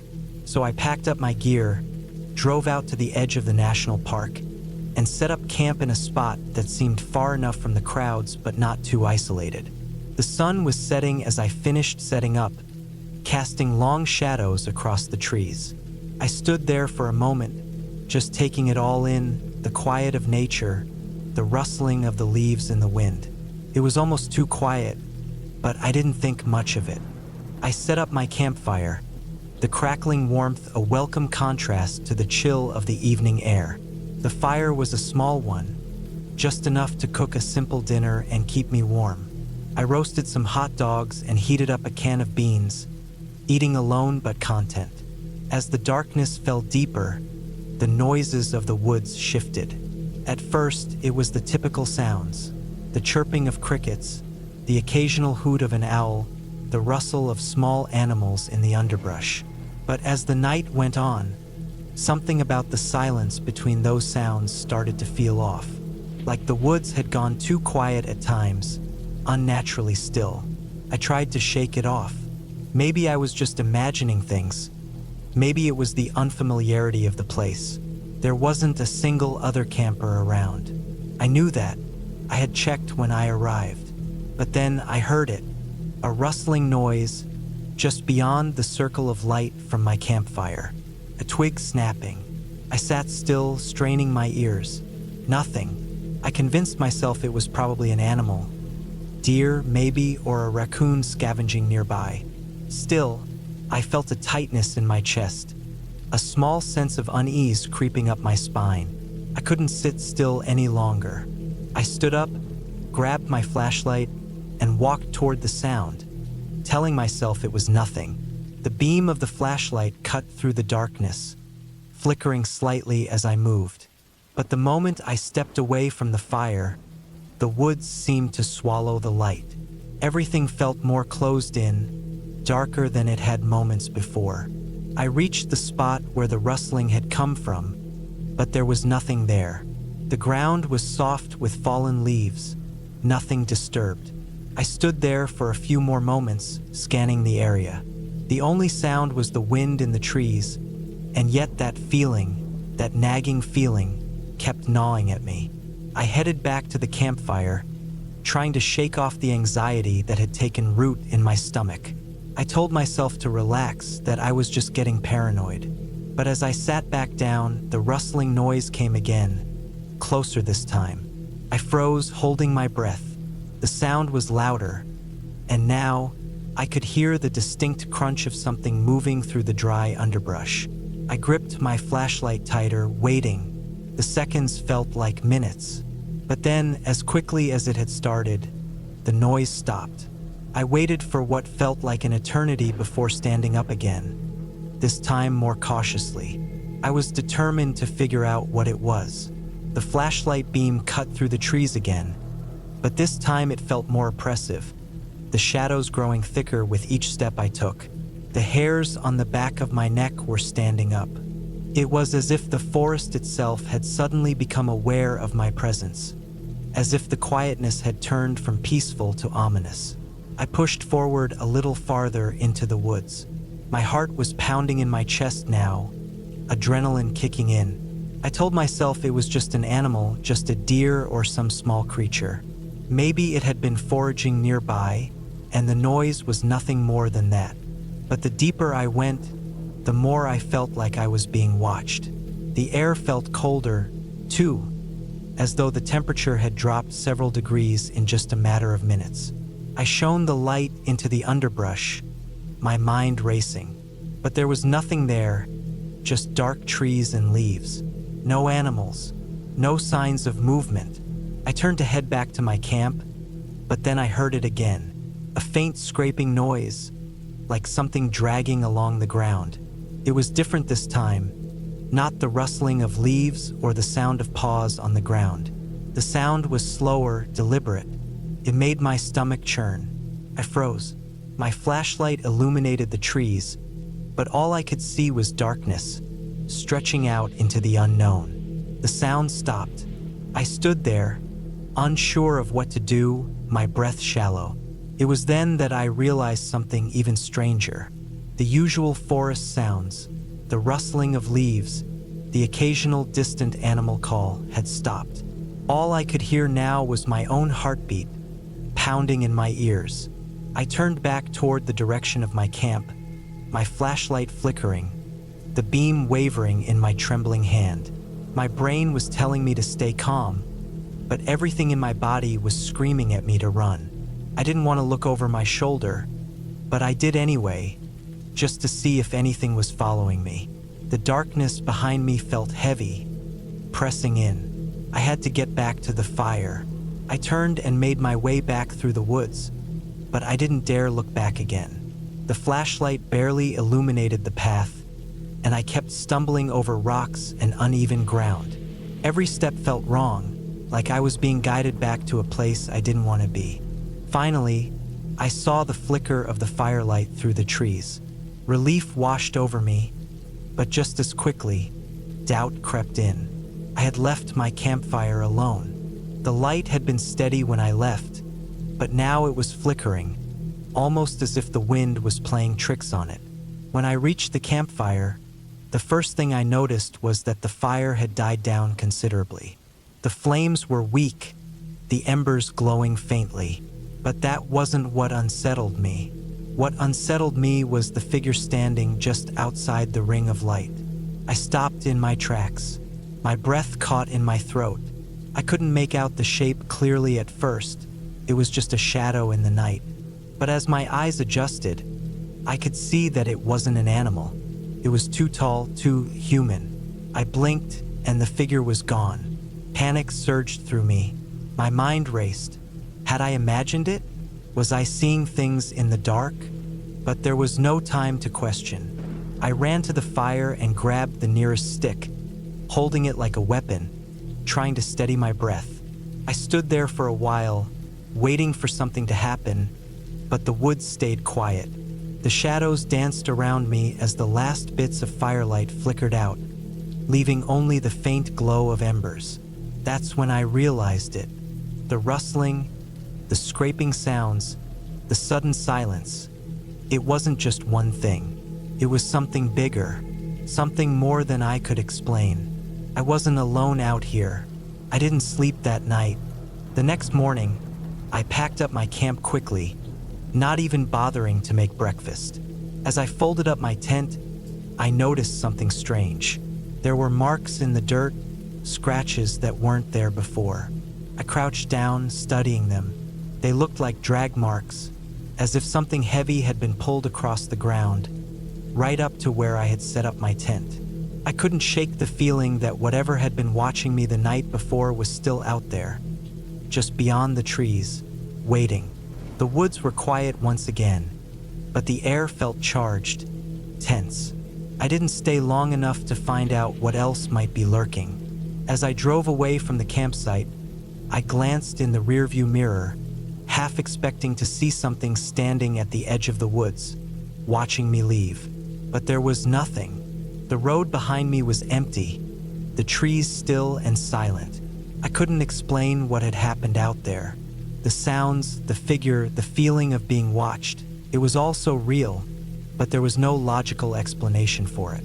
All I knew for sure was that I wasn't going camping alone again anytime soon.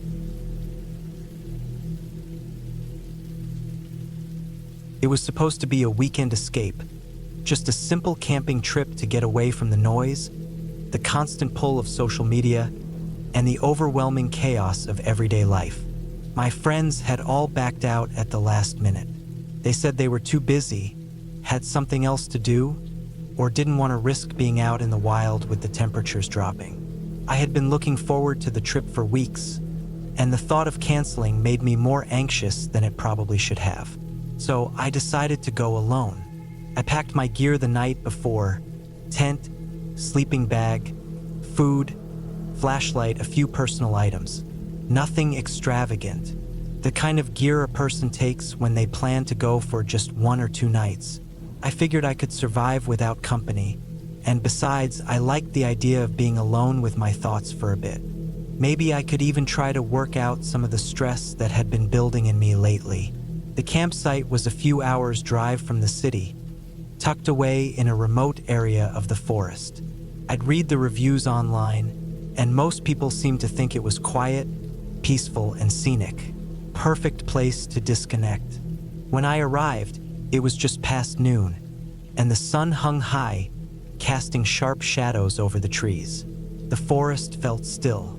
No rustling of animals, no sounds of distant voices, just an eerie calm. I set up my tent in a secluded spot near a small creek that trickled lazily between the rocks. The sound of running water was soothing, almost meditative. It felt like the kind of place I could breathe easily and clear my mind. After setting up, I took a moment to just stand there, taking in the beauty around me. The towering trees, the soft underbrush, the sunlight filtering through the leaves. It looked like a scene straight out of a postcard.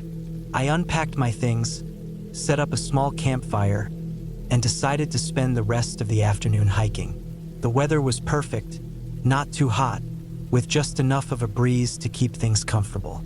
The path through the woods was well worn, making the hike easier than I expected. As I walked deeper into the forest, I started to notice something strange. It was subtle at first, just a sense of unease creeping up on me. The forest didn't feel entirely natural. The air was still, almost too still. No birds singing, no wind rustling the leaves, not even the typical buzzing of insects. It was as if the entire forest had gone silent. I shook off the thought, thinking maybe I was just being paranoid. The isolation was making me hyper-aware of every sound, and my mind was probably just playing tricks on me. So I pushed on. As I continued down the trail, I came across an old, rotting tree stump that seemed to have been there for years. Something about it struck me as odd. Its size, the way it seemed to be placed so deliberately in the middle of the path. I took a closer look, half expecting to find some animal nest or something that would explain the strange feeling that had settled in my gut. Instead, there was nothing, just a decayed stump, untouched by time, almost like it had been placed there for a reason. I turned around, deciding to head back to camp, but the unease only grew stronger. The air felt thicker, and the light seemed to have shifted subtly. It was as if the forest had changed while I wasn't looking. I hurried my steps, my heart pounding in my chest. When I got back to the campsite, the sun was beginning to dip below the horizon, casting long shadows that stretched unnaturally across the ground. The fire pit I had left was still unlit, and the tent sat where I had left it, seemingly undisturbed. But something was different. The silence was deafening. It felt almost oppressive, as if the very trees were holding their breath. I tried to shake it off, telling myself it was just the isolation playing tricks on me. I lit the fire, the warmth offering some comfort, but even then, the feeling didn't subside. In fact, it grew stronger. I sat by the fire, staring into the flames, when I heard something, a soft sound, like a twig snapping in the distance. At first, I thought it was just an animal, maybe a deer or a rabbit. But then the sound came again, closer this time. Then again. It was unmistakable. Someone or something was moving through the trees. I froze. The sound wasn't like the usual wildlife I'd expect to hear in the forest. It wasn't the rustling of a squirrel or the hoot of an owl. It was deliberate, like footsteps, soft but purposeful. I stood up slowly, the hair on the back of my neck standing on end. My first instinct was to reach for my phone, but the signal was always spotty in this area, so it wouldn't help. I grabbed a large stick instead, holding it in front of me like some kind of weapon, though I knew it wouldn't do much. The sounds stopped. Absolute silence followed. For a moment, I convinced myself it was just my imagination. Some combination of fatigue and the eerie quiet of the forest playing tricks on me. But then, as if to prove me wrong, I heard it again. This time, a low rustling near the edge of the camp, right where the forest met the clearing. I couldn't tell what it was. It wasn't an animal. It wasn't the wind. I tried to peer into the darkness, my eyes straining to make out anything, but there was nothing, just the silhouettes of the trees, moving slightly in the breeze. But I knew something was there. I kept my focus on the darkened trees, watching carefully, waiting for any movement. The fire crackled loudly in the silence, but the more I listened, the more it seemed to distort into the background noise. My ears were fixed on that rustling sound, waiting for it to happen again. I waited and waited. Just as I began to think that maybe it was nothing after all, I saw it. A figure, a shadow moving quickly through the trees. It was there, just on the edge of my vision, barely enough to confirm what I thought I had seen. It was tall, thin, and moved with an unnatural quickness. My heart skipped a beat, and panic hit me like a tidal wave. The figure disappeared before I could fully process it, blending back into the forest. I took a shaky breath, my grip tightening on the stick. I had no idea what that was, but I had no intention of waiting to find out. I grabbed my bag and ran for my car. The forest seemed to stretch on forever, but the further I ran, the more frantic my breathing became. I could hear twigs snapping behind me, closer now, and the unmistakable sound of footsteps. Whoever or whatever was following me wasn't just moving. They were pursuing. I finally made it back to the trail that led to the parking area. My legs burned, my chest tight with the effort, but I didn't stop. I didn't dare look behind me. When I reached my car, I fumbled for my keys, my hands trembling so much that it took a moment to get the door open. I jumped inside, slammed the door shut, and locked it immediately. My heart was still racing, and I couldn't shake the feeling that something was watching me. The sound of footsteps had stopped, but the silence that followed was just as unnerving. I started the car, not looking back toward the trees. I floored the gas pedal, speeding away from that cursed campsite. The entire drive back, I kept checking the rearview mirror, half expecting to see a figure following me on foot or in some vehicle. But nothing. Just darkness and the occasional passing car. I didn't stop until I was safely back in the city, away from the woods and whatever had been out there. I couldn't explain it. I didn't want to. All I knew was that I had been followed, and it wasn't by anyone I could see. I never went back to that forest.